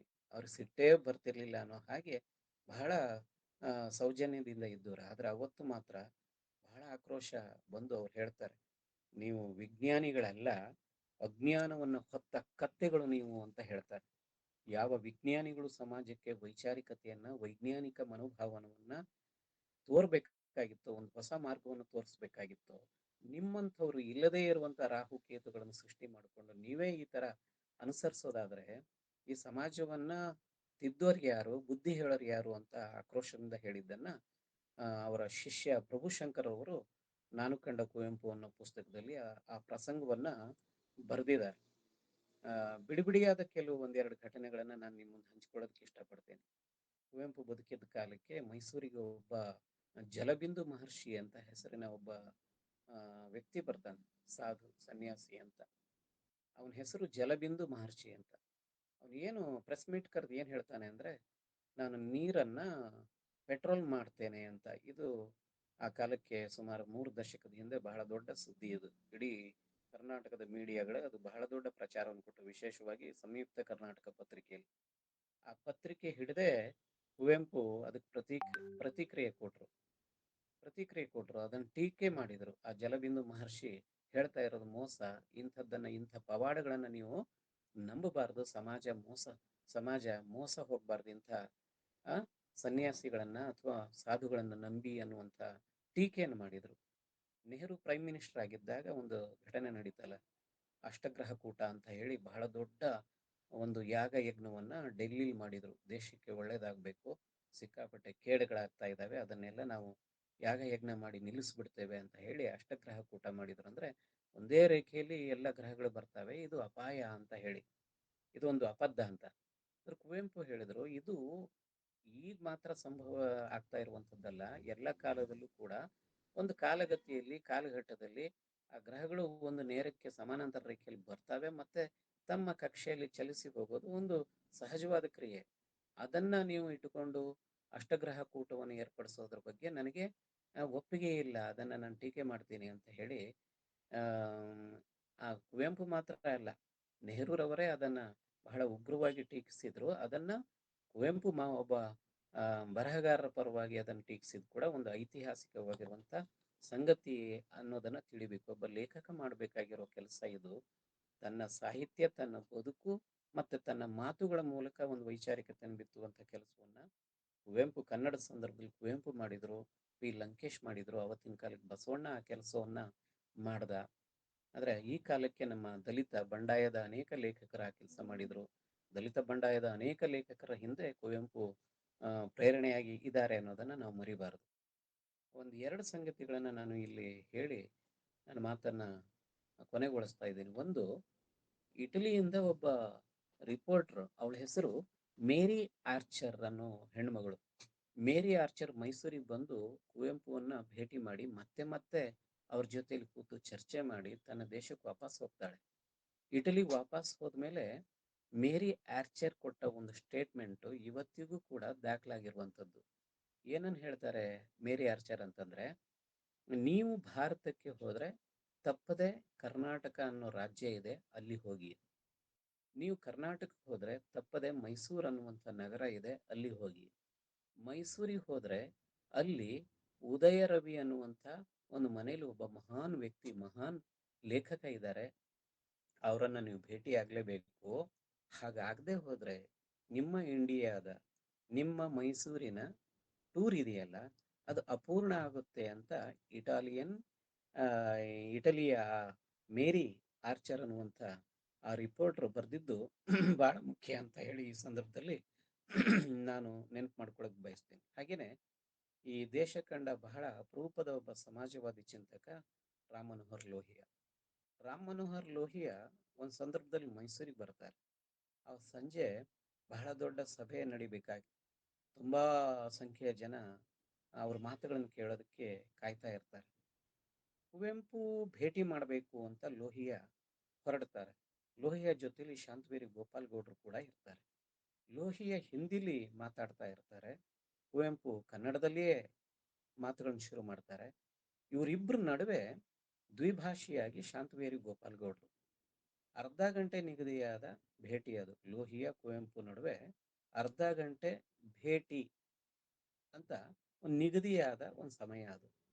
ಆದ್ರೆ ಆಶ್ಚರ್ಯ ಅಂತಂದ್ರೆ ಸುಮಾರು 3 ಗಂಟೆ 30 ನಿಮಿಷದವರೆಗೆ ಅವರಿಬ್ಬರ ನಡುವೆ ಒಂದು ಸುದೀರ್ಘವಾದ ಚರ್ಚೆ ನಡೀತದೆ, ಅಭಿಪ್ರಾಯಗಳನ್ನ ಹಂಚ್ಕೋತಾರೆ. ಅಷ್ಟರ ಮಟ್ಟಿಗೆ ಲೋಹಿಯಾರನ್ನ ಕುವೆಂಪು ಪ್ರಭಾವಿಸ್ತಾರೆ, ಕುವೆಂಪುವನ್ನ ಲೋಹಿಯಾ ಪ್ರಭಾವಿಸ್ತಾರೆ. ಸಂಜೆ ಕಾರ್ಯಕ್ರಮದಲ್ಲಿ ಸೇರಿರುವಂತಹ ಸಾವಿರಾರು ಸಂಖ್ಯೆಯ ಆ ಒಂದು ಬಹಿರಂಗ ಸಭೆ ಅದು. ಕುವೆಂಪು ನೆನಪು ಮಾಡಿಕೊಂಡು ಲೋಹಿಯಾ ಮಾತು ಶುರು ಮಾಡ್ತಾರೆ. ಇವತ್ತು ನಾನು ಮೈಸೂರಿಗೆ ಬಂದಿದ್ದು ಸಾರ್ಥಕ ಆಯಿತು. ಒಬ್ಬ ಮಹಾನ್ ವ್ಯಕ್ತಿಯನ್ನ, ಒಬ್ಬ ಶ್ರೇಷ್ಠ ವ್ಯಕ್ತಿಯನ್ನ, ನಾನು ಈ ದೇಶ ಕಂಡ ಶ್ರೇಷ್ಠ ವ್ಯಕ್ತಿಯನ್ನ ನಾನು ಭೇಟಿ ಮಾಡಿದೆ. ಅವರು KV ಪುಟ್ಟಪ್ಪ ಅಂತ ಹೇಳಿದಾಗ, ಲೋಹಿಯಾ ಹೇಳಿದಾಗ ಸೇರಿರುವಂತ ಜನ ನಿಮಿಷಗಳವರೆಗೆ ಚಪ್ಪಾಳೆಯನ್ನು ತಟ್ತಾನೆ ಇದ್ರಂತೆ.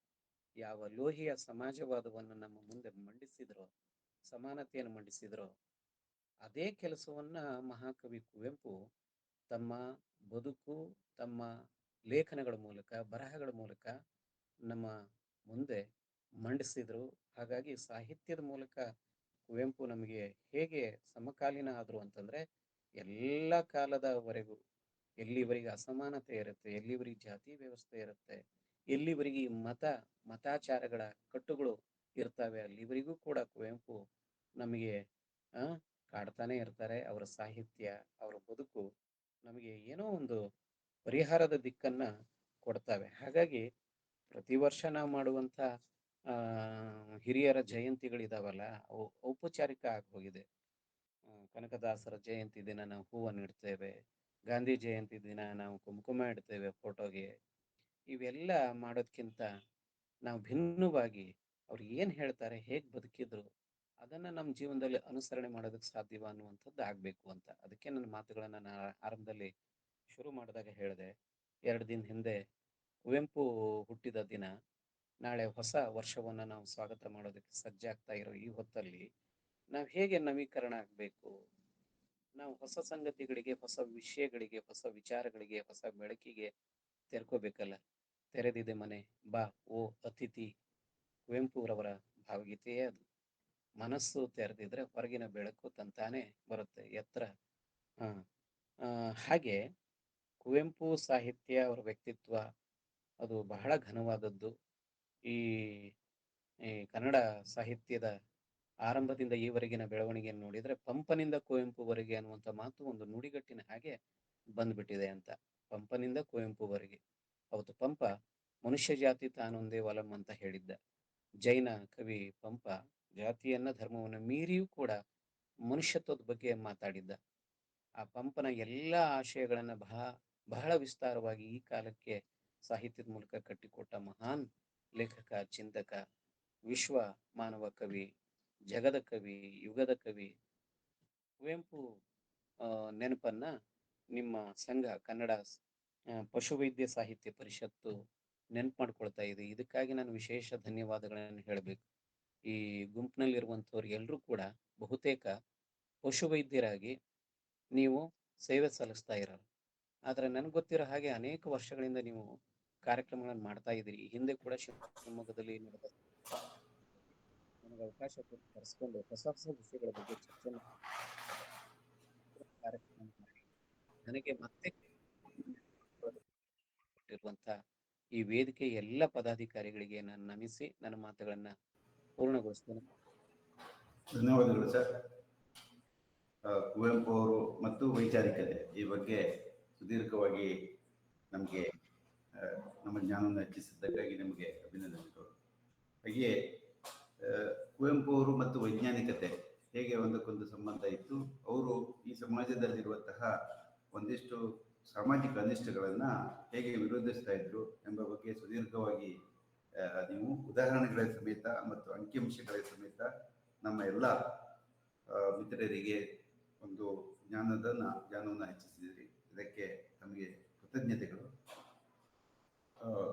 ಇನ್ನು ಮೇಲೆ ಒಂದಿಷ್ಟು ನಾವು ಸಂವಾದವನ್ನು ನಡೆಸೋಣ. ಯಾರು ಪ್ರಶ್ನೆ ಕೇಳೋರಿದ್ರೆ ನೀವು ನಿಮ್ಮ ಕೈಯನ್ನೇ ಎತ್ತಬಹುದು. ನಂತರ ಮೈಕನ್ನು ಅನ್ಮ್ಯೂಟ್ ಮಾಡ್ಕೊಂಡ್ಬಿಟ್ಟು ಅವರಿಗೆ ಒಂದಿಷ್ಟು ಸಂವಾದವನ್ನು ನಾವು ನಡೆಸಬಹುದು. ಈ ಸಂವಾದದಲ್ಲಿ ಡಾಕ್ಟರ್ ರವಿಕುಮಾರ್ ಅವರು ಸಹಿತ ಭಾಗವಹಿಸಬೇಕಂತ ಹಾಗೂ ಮಾಡರೇಷನ್ ಮಾಡ್ಕೊಡ್ಬೇಕಂತ ನಾನು ಕೇಳ್ಕೊಳ್ತೀನಿ. ನಮಸ್ಕಾರ.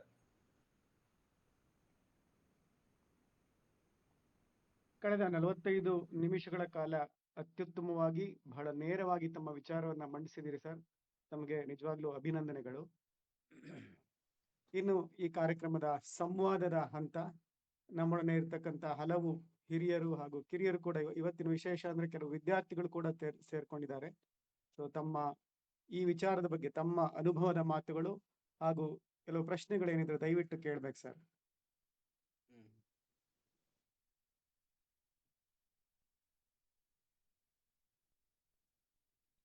ಪ್ರಶ್ನೆಗಳನ್ನಾದ್ರೂ ಕೇಳಿ, ಅಥವಾ ಕುವೆಂಪು ಬಗ್ಗೆ ನಿಮಗಿರುವಂತ ಹೊಸ ಸಂಗತಿಗಳ ಬಗ್ಗೆ ಏನಾದ್ರೂ ಗೊತ್ತಿದ್ರೆ ನೀವು ಅದನ್ನ 1-2 ನಿಮಿಷದಲ್ಲಿ ಹಂಚಿಕೊಂಡ್ರು ಆದಿತ್ತು.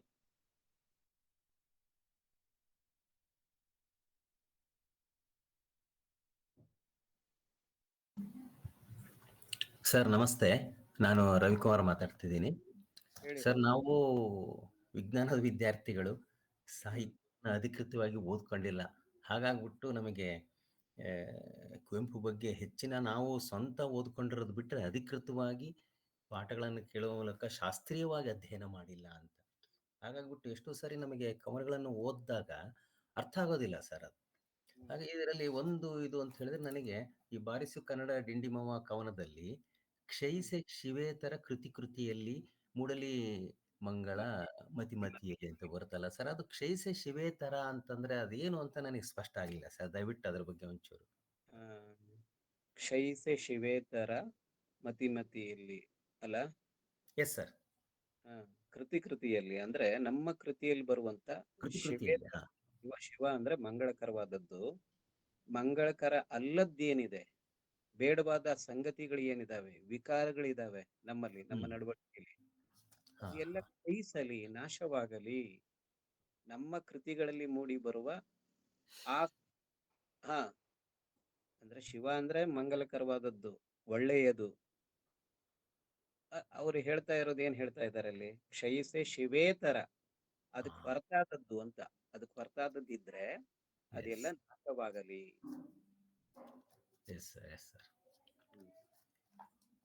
ಅಂದ್ರೆ ಶಿವ ಅಂದ್ರೆ ಮಂಗಳ ಅಂತ, ಒಳ್ಳೆಯದಲ್ಲದ್ದು ಕ್ಷಯಿಸಲಿ ಅಂತ ಅಲ್ವಾ ಸರ್? ಸರಿ ಸರ್. ಶಿವೇತರ ಅಂದ್ರೆ ಅಮಂಗಲಕರವಾದದ್ದು, ಅಮಂಗಲಕರವಾದದ್ದೆಲ್ಲ ಕ್ಷಯಿಸಲಿ ಅಂತ. ಕ್ಷಯಿಸಲಿ ಅಂತ. ಸರ್ ನಮಸ್ಕಾರ. ನಾನು ಡಾಕ್ಟರ್ ಶ್ರೀಧರ್ ಅಂತ. ನಂದೊಂದು ಪ್ರಶ್ನೆ ಇದೆ. ಅನೇಕ ಜನ ಈಗ ವೈಚಾರಿಕತೆ ಬಗ್ಗೆ ಮತ್ತು ಮೂಢನಂಬಿಕೆಗಳ ಬಗ್ಗೆ ಇತ್ಯಾದಿಗಳ ಬಗ್ಗೆ ಮಾತಾಡ್ತಾರೆ, ಕುವೆಂಪು ಅವರನ್ನು ಸೇರಿಸಿಕೊಂಡಾಗ. ಆದರೆ ಇಲ್ಲಿ ಒಂದು ಪ್ರಶ್ನೆ ಏನು ಬರ್ತಾ ಇದೆ ಅಂತಂದ್ರೆ, ಇಲ್ಲಿ ಕೇವಲ ಹಿಂದೂ ಧರ್ಮದ ಬಗ್ಗೆ ಮಾತ್ರ ಕೇಂದ್ರೀಕರಿಸಿಬಿಟ್ಟು ಹೇಳ್ತಾರೆ, ಇತರ ಧರ್ಮಗಳನ್ನು ಮುಟ್ಟುವ ಧೈರ್ಯ ಇಲ್ಲ, ಈ ರೀತಿಯ ಒಂದಷ್ಟು ಟೀಕೆ ಟಿಪ್ಪಣಿಗಳು ಅನೇಕ ಸಾಹಿತಿಗಳಿರ್ಬೋದು ಅಥವಾ ಅವರೆಲ್ಲ ಪಂಥೀಯರು, ಎಡಪಂಥ ಬಲಪಂಥ ಇತ್ಯಾದಿ ಇದೆ, ಅವರಿಗೆಲ್ಲ ಈ ರೀತಿ ಇದೆ, ಕುವೆಂಪು ಅವರನ್ನು ಸೇರಿಸಿಕೊಂಡು ಅಂತ ಹೇಳ್ತಾರಲ್ಲ, ಇದಕ್ಕೆ ತಮ್ಮ ಒಂದು ಅಭಿಪ್ರಾಯ ಏನು ಸರ್? ಇಲ್ಲ, ಅನೇಕರು ಬೇರೆ ಧರ್ಮದ ಬಗ್ಗೆ ಮಾತಾಡದೆ ಬಹಳ ಸುಲಭಕ್ಕೆ ಸಿಗೋ ಹಿಂದೂ ಧರ್ಮವನ್ನ ಟಾರ್ಗೆಟ್ ಮಾಡ್ತಾರೆ ಅನ್ನೋ ಆರೋಪ ಇರೋದ್ ನಿಜ. ಆದ್ರೆ ಕುವೆಂಪು ಹಾಗೆ ಆಡಿದ್ರು ಅನ್ನೋದ್ರ ಬಗ್ಗೆ ನನಗೆ ನಂಬಿಕೆ ಇಲ್ಲ. ಅವರು ಸಾಹಿತ್ಯದಲ್ಲಿ ಬಹಳ ಸ್ಪಷ್ಟವಾಗಿ ಎಲ್ಲಾ ಧರ್ಮದಲ್ಲಿರುವಂತ ಇದನ್ನು ಹೇಳ್ತಾರೆ. ನಾನು ಆಗ್ಲೇ ಪ್ರಸ್ತಾಪ ಮಾಡಿರುವಂತ ಪದ್ಯದಲ್ಲಿ ಮಸೀದಿ ಕೂಡ ಬರುತ್ತೆ, ಚರ್ಚು ಬರುತ್ತೆ. ಗುಡಿ, ಚರ್ಚು, ಮಸೀದಿಗಳ ಬಿಟ್ಟು ಹೊರ ಬನ್ನಿ ಅಂತಂದ್ರು ಅವರು. ಹಾಗಾಗಿ ಕುವೆಂಪು ಉಗ್ರ ಎಡಪಂಥೀಯರ ಹಾಗೆ ಮಾತಾಡ್ಲಿಕ್ಕೆ ಹೋಗಲ್ಲ. ಬಹಳ ಬ್ಯಾಲೆನ್ಸ್ ಆಗಿ ಅವರು ಎಲ್ಲಾ ಧರ್ಮದಲ್ಲಿರುವಂತ ಅಸತ್ಯಗಳ ಕುರಿತು, ಅವರು ಮೌಢ್ಯಗಳ ಕುರಿತು ಅವರಿಗೆ ಮಾತಾಡೋದಕ್ಕೆ ಗೊತ್ತಿತ್ತು. ಹಾಗಾಗಿ ಅವರು ಆ ತರದ ಪಕ್ಷಪಾತ ಮಾಡಿದ್ರು ಅಂತ ನನಗನ್ನಿಸ್ತಾ ಇಲ್ಲ. ಧನ್ಯವಾದಗಳು.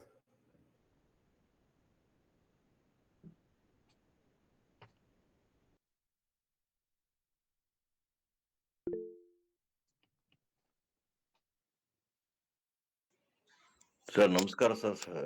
ಸರ್ಫರಾಜ್ ಸರ್ ನಮಸ್ತೆ, ಆರಾಮಿದ್ದೀರಾ? ಆರಾಮಿದ್ದೀನಿ ಸರ್. ಬಹಳ ಚೆನ್ನಾಗಿತ್ತು. ನಾ ಸರ್ 45 ನಿಮಿಷ ಮಾತಾಡಿದ್ರಿ 45 ಚೆನ್ನಾಗಿ. 45 ಮಿನಿಟ್ಸ್ ವೆರಿ ಗುಡ್ ಸರ್. 45 ಆಮೇಲೆ ನಿಮಿಷ ನೀವು ಮೇಷ್ಟ್ರ ಅಲ್ಲ ಸರ್, ನೀವು ಮೇಷ್ಟ್ರು. ನೀವು ಮಾತಾಡಿದ್ರೆ ಮತ್ತೆ ಇನ್ಯಾರು ಮಾತಾಡ್ಬೇಕು? ನಮಗೆ 45 ನಿಮಿಷಕ್ಕೆ ಕರೆಕ್ಟ್ ಆಗಿ ಬೆಲ್ ಹೊಡಿತಾರೆ. ಸರ್ ನನಗೀಗ ನೀವು ಅವರು ಮಹಾ ಕಾದಂಬರಿಗಳು 2, ಒಂದು ಕಾನೂರು ಹೆಗ್ಗಡತಿ, ಒಂದು ಇನ್ನೊಂದು ಮಲೆಗಳಲ್ಲಿ ಮದುಮಗಳು. ಕಾನೂರು ಹೆಗ್ಗಡತಿನಲ್ಲಿ ಕೊನೆಗೆ ಬರ್ತಾ ಬರ್ತಾ ಬೌದ್ಧ ಧರ್ಮದ ಬಗ್ಗೆ ಬಹಳ ಅವ್ರಿಗೆ ಇದು ತೋರಿಸುತ್ತೆ. ಆಮೇಲೆ ಅವ್ರಿಗೆ ಆಗ ಟೈಮ್ನಲ್ಲಿ ಅನ್ನ ಕರನಿನ ಟಾಲ್ಸ್ಟಾಯಿನ್ ಕಾದಂಬರಿ ಓದ್ಬಿಟ್ಟು ಅದರಿಂದನೂ ಇನ್ಫ್ಲೂಯೆನ್ಸ್ ಆಗಿದ್ರು ಅಂತ ಹೇಳ್ತಾರೆ ಸರ್. ಆಮೇಲೆ ನನ್ನ ಪ್ರಶ್ನೆ ಇರೋದು ಮಲೆಗಳಲ್ಲಿ ಮದುಮಗಳು, ಅದು ನನ್ನಂದಾಜ ಅದು ಕನ್ನಡದಲ್ಲಿ ಶ್ರೇಷ್ಠ ಕಾದಂಬರಿ ಅದು ಅಂತ. ನಮ್ಮ DS ನಾಗಭೂಷಣ್ ಅವರು ಗಂಟೆಗಟ್ಟಲೆ ಮಾತಾಡೋರು ಸರ್ ಈ ಮಲೆಗಳಲ್ಲಿ ಮದುಮಗಳ ಬಗ್ಗೆ. ನಾವು ಎಲ್ಲಿ ಮುಟ್ಟಿದ್ರು, ಯಾವ ಪುಟ ಮುಟ್ಟಿದ್ರು, ಯಾವ ಲೈನ್ ಮುಟ್ಟಿದ್ರು ಅಲ್ಲಿ ಉಸಿರಾಡ್ತಾ ಇರುತ್ತೆ ಆ ಕಾದಂಬರಿ ಅನ್ನೋ ಮಾತನ್ನ DS ನಾಗಭೂಷಣ್ ಹೇಳ್ತಾ ಇದ್ರು. ಅದು 1970s ಅಲ್ಲಿ ಬಂತಲ್ವಾ ಸರ್ ಅದು ಮಲೆಗಳಲ್ಲಿ ಮದುಮಗಳು? ನೋಡ್ಬೇಕಾದ ಡೇಟ್ ನೋಡಿ. ಅವಾಗ ಸಂಸ್ಕಾರ ಬಂದಿತ್ತು ಅನಂತಮೂರ್ತಿ ಅವ್ರದ್ದು. ಅದಾದ್ಮೇಲೆ ಇದು ಮಲೆಗಳಲ್ಲಿ ಮದುಮಗಳು ಬಂತು ಸರ್. ಆಗ ಮಾತಾಡಿದ್ದು ಏನಂದ್ರೆ ನಮ್ಮೆಲ್ಲ ವಿಮರ್ಶಕರು, ಈ ಮಲೆಗಳಲ್ಲಿ ಮದುಮಗಳಿಗೆ ಹೇಳಿ ಸರ್. ಮಲೆಗಳಲ್ಲಿ ಮದುಮಗಳಿಗೆ ಕೇಂದ್ರ ಇಲ್ಲ ಅಂತ ಒಂದು. ಕೇಂದ್ರ ಇಲ್ಲ, ಅದು ಕೇಂದ್ರನೇ ಇಲ್ಲ ಅದು. ಆಮೇಲೆ ಅನಂತಮೂರ್ತಿ ಅವರು ಹೇಳಿದ್ರು ಅದು ವಿವರಗಳಲ್ಲಿ ಸೊಕ್ಕಿದೆ ಅಂತ ಒಂದು ಮಾತು. ವಿವರಗಳಲ್ಲಿ ಸೊಕ್ಕಿದೆ ಅದು ಅಂತಂದು ಒಂದು ಹೇಳಿದ್ರು. ಒಂದು ಇನ್ನೊಂದು ಏನು ಸರ್ ಅಂದ್ರೆ ಬೋಳ್ವಾರ್ ಮೊಹಮ್ಮದ್ ಕುಯಿ ಅವರು ಅದ್ರ ಬಗ್ಗೆ ಒಂದು ತಕರಾರು ಎತ್ತಿದ್ರು ಸರ್. ಮಲೆಗಳಲ್ಲಿ ಮದುಮಗಳಿನಲ್ಲಿ ಒಂದೇ ಒಂದು ಮುಸಲ್ಮಾನರ ಪಾತ್ರವೂ ಸಹ ದೊಡ್ಡದಾಗಿ ಇಲ್ಲ, ಬಹಳ ಕೀಳು ಮಟ್ಟದ ಪಾತ್ರಗಳನ್ನು ಮಾತ್ರ ಸೃಷ್ಟಿ ಮಾಡಿದ್ದಾರೆ ಕುವೆಂಪು ಅವರು ಅಂತಕ್ಕಂಥ ಮಾತು ಹೇಳಿದ್ರು. ಇದ್ರ ಬಗ್ಗೆ ಒಂದ್ ಸ್ವಲ್ಪ ಬೆಳಕು ಚೆಲ್ಬೇಕು ಅಂತ ಕೇಳ್ಕೊಳ್ತೀನಿ ಸರ್. ಹೌದು, ಅದು ಕೇಂದ್ರ ಇಲ್ಲ ಅಂತ ಆಕ್ಷೇಪ ಬಂದಿತ್ತು. ಹೌದು, ಆರಂಭದಲ್ಲಿ ಬಂದ ವಿಮರ್ಶೆಗಳಲ್ಲಿ ಅದಕ್ಕೊಂದು ಕೇಂದ್ರನೇ ಇಲ್ಲ, ಹೀಗೆ ಹರ್ಕೊಂಡು ಹೋಗುತ್ತಲ್ಲ ಬಿಡಿ ಬಿಡಿಯಾಗಿ 3 ದಿಕ್ಕುಗಳಲ್ಲಿ ಅಂತ ಈ ತರದ್ದೆಲ್ಲ ಆಕ್ಷೇಪಗಳು ಬಂತು. ಆದ್ರೆ ಕೊನೆಗೆ ಎಲ್ರು ಇಲ್ಲ, ನಾವು ಸಿದ್ಧ ಸೂತ್ರಗಳನ್ನ ಅನ್ವಯ ಮಾಡಿ ಆ ಕಾದಂಬರಿನ ನಾವು ಅನಾಲಿಸಿಸ್ ಮಾಡ್ಲಿಕ್ಕೆ ಹೊರಟಿದೀವಿ. ಕಾದಂಬರಿ ಹೀಗೇನೆ ಇರ್ಬೇಕು, ಹೀಗೆ ಸಾಗ್ಬೇಕು ಅನ್ನೋ ಸಿದ್ಧ ಸೂತ್ರಗಳನ್ನ ಇಟ್ಟುಕೊಂಡು ಆ ಕೃತಿಯನ್ನ ನಾವು ವಿಮರ್ಶೆ ಮಾಡಿದ್ದೆ ತಪ್ಪು ಅನ್ನುವಂತ ಹಂತಕ್ಕೆ ವಿಮರ್ಶಕರು ಬಂದ್ ಮುಟ್ಟಿದ್ರು. ಆಮೇಲೆ ನೀವು ಕೇಳಿದ್ರಲ್ಲ ಎಷ್ಟರಲ್ಲಿ ಬಿಡುಗಡೆ ಆಯ್ತು, ಅದು ಒಂದು ಪ್ರಕಟ ಆಗಿದ್ದು ಕಾನೂರು ಹೆಗ್ಗಡತಿ ಅದು 36ರಲ್ಲಿ 67ರಲ್ಲಿ ಬಂತು. ಮಲೆಗಳಲ್ಲಿ ಮದುಮಗಳು ಮಲೆಗಳಲ್ಲಿ ಮದುಮಗಳು 67ರಲ್ಲಿ ಬಂತು. ಹೆಗ್ಗಡತಿ ಬಂದ ಎಷ್ಟೋ ವರ್ಷದ ನಂತರ ಬಂದ ಕೃತಿ ಇದು. Long gap. ಹೌದು. ಆದ್ರೆ ಈ ಕೃತಿ ನಾನು ಆಗ್ಲೇ ಹೇಳ್ದ ಹಾಗೆ ಸಿದ್ಧ ಸೂತ್ರಗಳನ್ನ ಅನ್ವಯ ಮಾಡಿದ್ರಿಂದ ಇಂಥ ಟೀಕೆಗಳು ಬಂದು ಅಂತ. ಆಮೇಲೆ ನೀವು ಬೋಳುವಾರ್ ಉಲ್ಲೇಖ ಮಾಡಿದ್ರಲ್ಲ, ಹಾ. ಮುಸ್ಲಿಂ ಪಾತ್ರಗಳು ಕಡಿಮೆ ಬಂದ್ರು ಕೂಡ ಈ ತರದ ಪಾತ್ರಗಳನ್ನ ತಂದ್ರು ಅಂತ ಹೇಳಿ. ಮತ್ತೆ ಆ ಕಾದಂಬರಿಯ ಫ್ರೇಮಿಗೆ ಅದು ಬೇಕಿತ್ತ ಮುಸ್ಲಿಂ ಪಾತ್ರಗಳು? ನಮ್ ಸುತ್ತ ಇರುವಂತ ವ್ಯಾವಹಾರಿಕವಾಗಿ ತೊಡಸ್ಕೊಂಡಿರೋ ಮಲೆನಾಡಿನಲ್ಲಿ ಯಾವ ತರದ ಪಾತ್ರಗಳು ಕೆಲಸ ಮಾಡ್ತಾ ಇದ್ವೋ ಅದನ್ನ ಯಥಾವತ್ತಾಗಿ ತಗೊಂಡ್ರು ಅಂತ ಅನ್ಸುತ್ತೆ ಅವತ್ತಿನ ಕಾಲಕ್ಕೆ, ಆ ಕಾಲಕ್ಕೆ. ಹ್ಮ್. ಅದೇ ಅದಕ್ಕೆ ಭಿನ್ನವಾಗಿ ತೇಜಸ್ವಿ ಬೇರೆ ತರದಲ್ಲಿ ಮುಸ್ಲಿಂ ಪಾತ್ರಗಳನ್ನ ತಂದ್ರು. ರಫಿ ಮತ್ತು ಜಯಂತಿ ಕತೆ ವಿಷಯದಲ್ಲಿ, ಇನ್ನು ಉಳಿದ ಕಥೆಗಳಲ್ಲೆಲ್ಲ ಬೇರೆ ತರದ ಮುಸ್ಲಿಂ ಜಗತ್ತನ್ನ ಅವ್ರು ಪರಿಚಯಿಸಿದ್ರು. ಕುವೆಂಪು ಆ ಕಾಲಕ್ಕೆ ಕಂಡಿರುವಂತ ಕೆಲವು ಆ ಆ ಸನ್ನಿವೇಶಕ್ಕೆ ಬೇಕಾದಂತ ಪಾತ್ರಗಳನ್ನ ತಂದ್ರು ವಿನಃ ಅವುಗಳನ್ನ ಟೀಕೆ ಮಾಡಬೇಕು, ವಿಡಂಬನೆ ಮಾಡಬೇಕು ಅನ್ನುವಂತ ಮನಸ್ಥಿತಿಯಿಂದ ತಂದದ್ದು ಅಲ್ಲ ಅದು.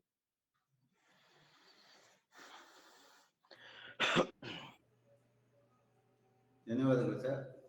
ಆಮೇಲೆ ಕುವೆಂಪು ಅವರು ಎಷ್ಟು ದೊಡ್ಡ ಅವರು ಈ ಬರಹಗಾರರು ಮತ್ತು ಅವ್ರು ಎಷ್ಟು ಮಾನವೀಯತೆಯಿಂದ ಬರೀತಾ ಇದ್ರು ಅಂದ್ರೆ ಸರ್, ನಮ್ಮ ತಂದೆಯವರು ತೀರ್ಕೊಂಡಾಗ್ಲೂ ಸಹಿತ ನನಗೆ ಈ ಕುವೆಂಪು ಅವ್ರು ಇಂತರ ಒಂದು ದೊಡ್ಡ ಧೀಶಕ್ತಿ ನನ್ನಲ್ಲೂ ಒಂದ್ ಸ್ವಲ್ಪ ಇತ್ತೇನೋ ನನಗೆ ಅಷ್ಟು ದುಃಖ ಆಗ್ಲಿಲ್ಲ ಸರ್. ಆಗ ನಮ್ಮ ತಂದೆ ತೀರ್ಕೊಂಡಾಗ್ಲೂ ಅಷ್ಟೇ, ನಮ್ಮ ತಾಯಿ ತೀರ್ಕೊಂಡಾಗ್ಲೂ ನಮಗೆ ಎಲ್ಲರಲ್ಲೂ ನಮ್ಮ ಕುವೆಂಪು ಕಾಣೋರು.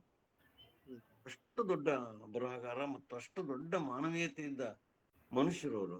ಅವರು ಯಾರು ಕಳ್ಳನ ಕತ್ತರಿ ಅಂತ ತೇಜಸ್ವಿ ಬರೀತಾರೆ ಸರ್, ಅದರಲ್ಲಿ ಅಣ್ಣನ ನೆನಪುನ್ನತೆ.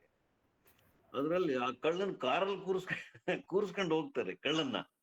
ಅವ್ರ ಮನೆಗ್ ಬಂದಿರ್ತಾನೆ ಕಳ್ಳ ಮಾಡಕ್ಕೆ. ಆ ಕಳ್ಳನ್ನ ಕುವೆಂಪು ಅವ್ರೆ ಯಾರು ಬಡಿ ಕುಡ್ದವನ್ನ ಅಂತಂದು ಹೊಡಿದಂಗೆ ಅವನ್ನ ಕಾರಲ್ಲಿ ಕೂರ್ಸ್ಕೊಂಡು ಹೋಗ್ತಾರೆ ಪೊಲೀಸ್ ಸ್ಟೇಷನ್ಗೆ. ಈ ತರ ಒಂದು ಬಹಳ ಸೊಫಿಸ್ಟಿಕೇಟೆಡ್ ಮತ್ತು ಬಹಳ ಮೃದು ಸ್ವಭಾವದ ಕುವೆಂಪು ಅವರೇ ನನಗೆ ಎಲ್ಲ ಕಾಣ್ತಾರೆ ಸರ್. ಮತ್ತ ಅವ್ರದ್ದು ಆ ಪದ್ಯ ಇದೆಯಲ್ಲ ಸರ್, ಅದು ಅದೇ ನೀವು ತಾವ್ ಹೇಳಿದ್ರಲ್ಲ ಸರ್, ಹೆಸರು ಮಾತಾಡ್ತೆ ಕರ್ನಾಟಕ ಅಲ್ಲ ಸರ್, ಪಾಗುನಿ ಅನಿಕೇತನ. ಅದು ನಾನು ಯಾವಾಗ್ಲೂ ಹೇಳ್ಕೊಳ್ತಾ ಇರ್ತೀನಿ ಸರ್, ಅನಿಕೇತನ ಅದೇನು ನನ್ನನ್ನು ಉತ್ತಮಸ್ಥನನ್ನಾಗಿ ನನ್ನನ್ನು ನಾನು ಉತ್ತಮಸ್ಥನ ಆಗೋದಕ್ಕೆ ನಾನು ಹಾಡನ್ನ ಯಾವಾಗ್ಲೂ ಹೇಳ್ಕೊಳ್ತಾ ಇರ್ತೀನಿ.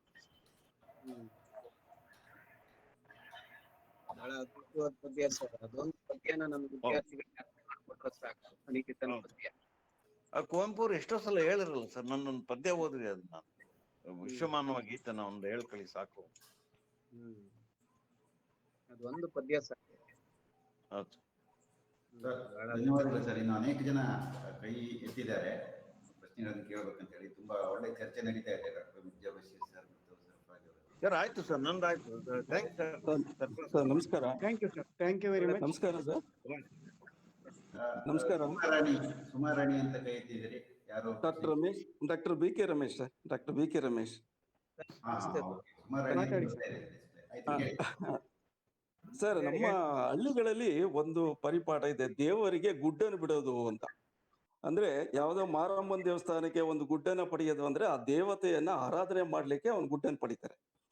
ಸೊ ಅದೇ ರೀತಿ ಕುವೆಂಪು ಅವರಿಗೆ ಪ್ರಕೃತಿಯ ಆರಾಧನೆಗೆ ಪ್ರಕೃತಿಯೇ ಅವರನ್ನ ದೀಕ್ಷೆ ಕೊಟ್ಟಿತ್ತ. ಚಿಕ್ಕಂದ್ರಿಂದ ಅವರ ಪರಿಸರದ ಒಂದು ಅದನ್ನ ನೋಡಿದಾಗ ಅವ್ರಿರ್ತಕ್ಕಂಥ ಪರಿಸರ, ಅವರ ಅಪ್ಪ ಅವರ ಹಿರೇಕುಡಿಗೆಯಿಂದ ಕುಪ್ಪಳಿಗೆ ಬರುವಂತ ಮಧ್ಯದಲ್ಲಿ ಇರುವಂತ ದಟ್ಟ ಕಾಡು, ಅಲ್ಲಿ ಹೋಗುವಂತ ತೊರೆಗರಿಗಳು, ಅವುಗಳೆಲ್ಲ ನೋಡ್ತಾ ಚಿಕ್ಕಂದಿನಲ್ಲೇ ಕುವೆಂಪು ಅವ್ರಿಗೆ ಅವರು ಒಂದು ಪರಿಸರ ನಿಸರ್ಗನೇ ದೀಕ್ಷೆ ಕೊಡ್ತಾ ಅಂತ ಅನಿಸ್ಬೋದಾ ನಮ್ಗೆ ಆರಾಧನೆಗೆ?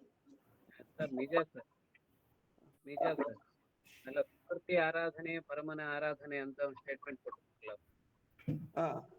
ಸಾಹಿತ್ಯದಲ್ಲಿ. ಪ್ರಕೃತಿಯ ಆರಾಧನೆ ಪರಮನ ಆರಾಧನೆ ಅಂತ ಸತ್ಯ ಇದೆಯಲ್ಲ, ಅದನ್ನ ಬಿಟ್ಟು ನಮ್ಮ ಬದುಕಲ್ಲಿ ವಿಚಾರಗಳಿಲ್ಲ. ರಮೇಶ್ ಸರ್, ನೀವು ಮ್ಯೂಟ್ ಮಾಡ್ಕೊಳ್ಳಿ, ಅವ್ರು ಹೇಳೋದು ಕೇಳಿಸ್ತಾ ಇಲ್ಲ ಸರಿಯಾಗಿ. ಅಲ್ಲ ಮ್ಯೂಟ್ ಮಾಡಿ ಸರ್. ಸರ್ ಹಲೋ, ಹೇಳಿ ಸರ್, ಕೇಳಿಸ್ತಾ ಇದೆ, ಇವಾಗ ಕೇಳಿಸ್ತಾ ಇದೆ, ಹೇಳಿ. ಕೇಳಿಸ್ತಾ ಇದೆ ಹೇಳಿ. ಕುಪ್ಪಳಿ ಏನಿದೆ, ತೀರ್ಥಹಳ್ಳಿ, ಕುಪ್ಪಳಿ, ಶೃಂಗೇರಿ ಆ ಭಾಗ ಏನಿದೆ, ಬಹಳ ದಟ್ಟವಾದ ಕಾಡು ಈಗ್ಲೂ ಇದೆ. ಈಗ್ಲೇ ಆ ಪ್ರಮಾಣದ ಕಾಡು ಇರ್ಬೇಕಾದ್ರೆ ಕುವೆಂಪು ಬದುಕಿದ ಕಾಲಕ್ಕೆ ಆ ಕಾಡು ಹೇಗಿತ್ತು ಅಲ್ವಾ? ಇಡೀ ಕುಪ್ಪಳ್ಳಿಯ ಸುತ್ತ ಇರುವಂತ ಪರಿಸರ ಇದೆಯಲ್ಲ, ಅದರಿಂದ ಒಂದು ಕುವೆಂಪು ಅಂತ ಒಂದು ಅಪರೂಪದ ವ್ಯಕ್ತಿತ್ವ ರೂಪುಗೊಳ್ಳೋದಕ್ಕೆ ಸಾಧ್ಯ ಆಗಿದೆ. ಅಲ್ಲಿಯ ಹಸಿರು ಇದೆಯಲ್ಲ, ಅವ್ರನ್ನ ಎಷ್ಟು ಕಾಡ್ತು ಅಂತಂದ್ರೆ, ಹಸುರಿತ್ತಲ್ ಹಸುರೆತ್ತಲ್ ಒಡಲಿನಲ್ಲಿ ಹಸುರುಗಟ್ಟಿತು ಕವಿಯಾತ್ಮಂ ಹಸುರ್ನೆತ್ತರ್ ಒಡಲಿನಲ್ಲಿ ಅಂತ ಒಂದು ಪದ್ಯದಲ್ಲಿ ಹೇಳ್ತಾರೆ ಅವರು. ಇಡೀ ಪ್ರಕೃತಿಯ ಹಸಿರು ಬಣ್ಣ ಏನಿದೆ ಅದು ಅವರ ನೆತ್ತರಾಗಿ ಹರಿತಾ ಇದೆ ಅಂತ. ಕವಿ ಮನೋಧರ್ಮವನ್ನು ರೂಪಿಸಿದ್ದು ಆ ಹಸಿರು, ಕುಪ್ಪಳ್ಳಿಯ ಹಸಿರು ಇದೆಯಲ್ಲ ಅದು. ಅಲ್ಲಿಯ ಕಾಜಾಣ ಆಗ್ಲಿ, ಅಲ್ಲಿಯ ಗೊರವಂಕ ಆಗ್ಲಿ, ಅಲ್ಲಿಯ ನವಿಲಾಗ್ಲಿ, ಅಲ್ಲಿಯ ಎಲ್ಲ ಸಸ್ಯ ವರ್ಗ ಮತ್ತು ಪ್ರಕೃತಿ ಅವರ ಸಾಹಿತ್ಯದಲ್ಲಿ ಒಂದಾಗಿ ಬಂದ್ಬಿಟ್ಟಿದೆ. ಹಾಗಾಗಿ ಅವರು ಅಂತಿಮವಾಗಿ ಹೇಳ್ತಾರೆ, ನನ್ನ ಪಾಲಿಗೆ ದೇವರು ಅಂತಂದ್ರೆ ಅದು ನಿಸರ್ಗ ಅಂತ ಹೇಳ್ತಾರೆ. ನಿಸರ್ಗ ಅವತ್ತೊಂದು ಅಪರೂಪದ ಪದ್ಯ ಇದೆಯಲ್ಲ, ದೇವರು ರುಜು ಮಾಡಿದನು ರಸವಶನಾಗುತ್ತ ಕವಿಯಾದ ನೋಡಿದನು ಅಂತ ಇದೆಯಲ್ಲ. ಅಂದ್ರೆ ಹಾರ್ತಾ ಇರುವಂತ ಬೆಳ್ಳಕ್ಕಿಯ ಸಾಲು ಕೂಡ ಅವ್ರ ಪಾಲಿಗೆ ದೇವರ ರುಜುವಾಗಿ ಕಾಣಿಸುತ್ತೆ. ಮತ್ತೊಂದು ಅವರು ಆ ಮೈಲಿ ಬಂದಾಗ ದೆವ್ವ ಬಂದಂಗ ಆಡಿರ್ತಾರೆ ಅನ್ನೋ ಒಂದು ಸಾಲೇನೋ ಯಾರೋ ಹೋದ್ರೆ ಹೇಳಿದಂತೆ ನಮ್ಗೆ. ಅವ್ರ ಮೈಲಿ ಬಂದು ಇದ್ದಾಗ ಶಿವಮೊಗ್ಗದಲ್ಲಿ, ನಾನು ಪುಟ್ಟಪ್ಪನಲ್ಲ, ಪುಟ್ಟಪ್ಪ ಸತ್ತೋಗಿದ್ದಾನೆ, ನನ್ನಲ್ಲಿ ವಿವೇಕಾನಂದರು ಬಂದಿದ್ದಾರೆ ಅನ್ನೋ ಒಂದು ದೆವ್ವ ರೀತಿ ಆಡದ್ದು. ಅವ್ರೇನಾರೋ ಯಾರೋ ಒಬ್ರು ನಿಮ್ಮಾಸ್ ಡಾಕ್ಟರ್ನ ಅವ್ರಿಗೆ ತೋರಿಸಿದಾಗ ಅವರು ಏನೋ ಅವ್ರಿಗೆ ಬೈದದ್ದು ಅನ್ನೋ ಒಂದು ಪ್ರಸಂಗ ಯಾರೋ ಹೇಳದ್ ಜ್ಞಾಪಕ ಸರ್. ಅದೇನೋ ಸತ್ಯನಾ ಅದು? ಇಲ್ಲ ಸರ್, ಆ ಸಂಗತಿಯನ್ನ ನಾನು ಎಲ್ಲೂ ಓದಿಲ್ಲ, ಕೇಳಿಲ್ಲ. ಆದ್ರೆ ಕುವೆಂಪುಗೆ ಪರಮಹಂಸರು ಮತ್ತು ವಿವೇಕಾನಂದರು ಆಧ್ಯಾತ್ಮಿಕ ಗುರುಗಳು. ಅವರ ವೈಚಾರಿಕತೆಯ ಹಿಂದೆ ಅವರಿಬ್ರು ವಿಚಾರಗಳು ಕೂಡ ಇದಾವೆ. ವಿಶೇಷವಾಗಿ ವಿವೇಕಾನಂದರು.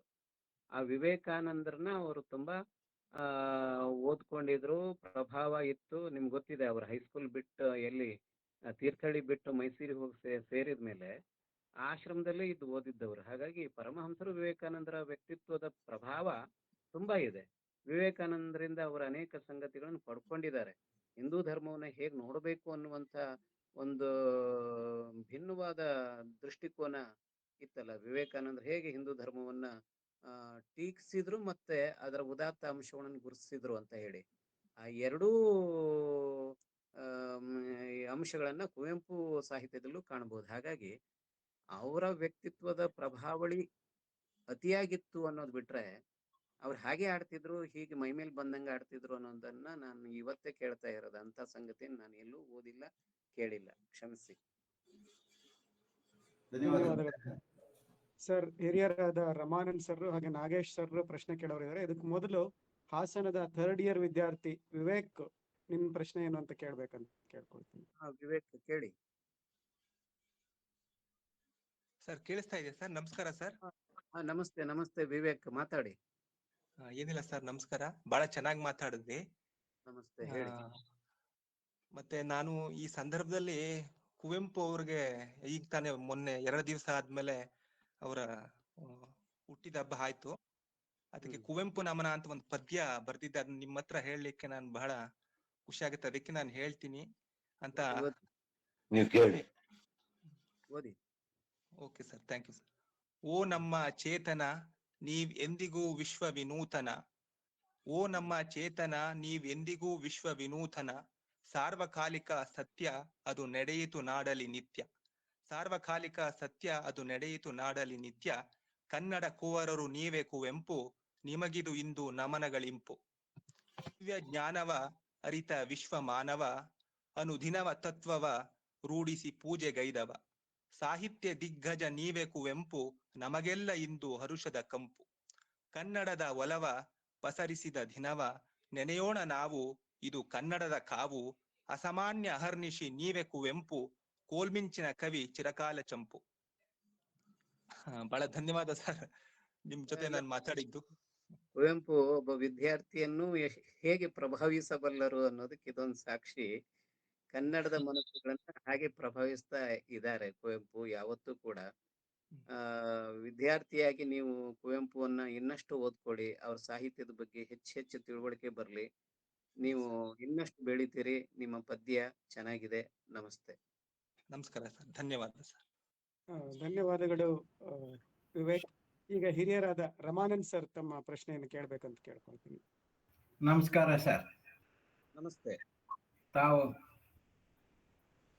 ತಾವು ಈ ದಿನ ಒಂದು ಅದ್ಭುತವಾಗಿ ನನ್ನ ಎಲ್ಲ ಸ್ನೇಹಿತರಿಗೆ ಕುವೆಂಪು ವೈಚಾರಿಕತೆಯ ಬಗ್ಗೆ ತುಂಬಾ ಮಾಹಿತಿ ನೀಡಿದ್ರಿ. ಬರೀ ವೈಚಾರಿಕತೆ ಅಷ್ಟೇ ಅಲ್ಲ, ಅವರು ಶ್ರೇಷ್ಠ ಸಾಹಿತಿ ಹೇಗೆ ಅಂತ ಕೂಡ ನಮಗೆ ತಿಳಿಸ್ಕೊಟ್ರಿ.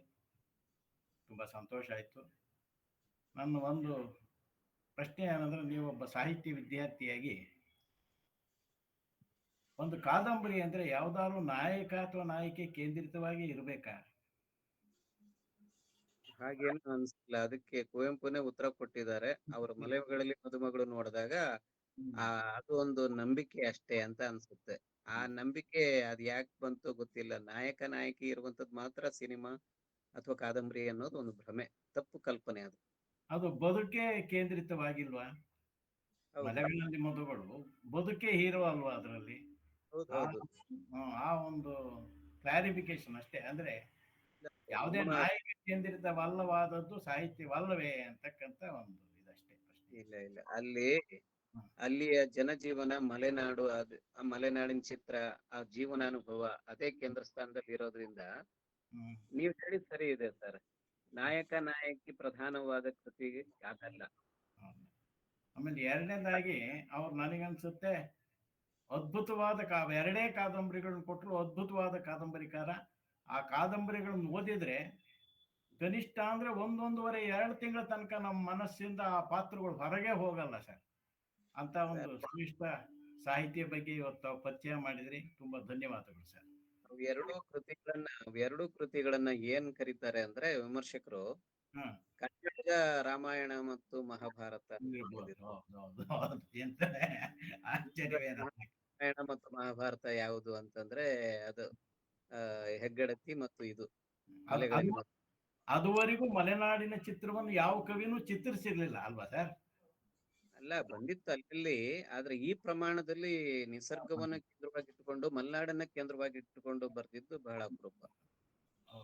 Thank you sir. ಮತ್ತೆ ಪ್ರಶ್ನೆಗಳು ಕೇಳೋರು ಇದ್ದಾರೆ, ಹಾಗಾಗಿ ಧನ್ಯವಾದಗಳು ರಮಾನಂದ್ ಸರ್. ಒಂದಿನ ಚರ್ಚೆ ಮಾಡ್ತೀನಿ ಸರ್. ಮಾಡೋಣ sir. Sure sir, sure. Thank you sir. ಈಗ ನಾಗೇಶ್ ಸರ್ ತಮ್ಮ ಪ್ರಶ್ನೆಯನ್ನು ಕೇಳ್ಬೇಕಂತ ಹೇಳ್ತೀನಿ. ಹೇಳಿ sir. Nagesh sir. Yes sir.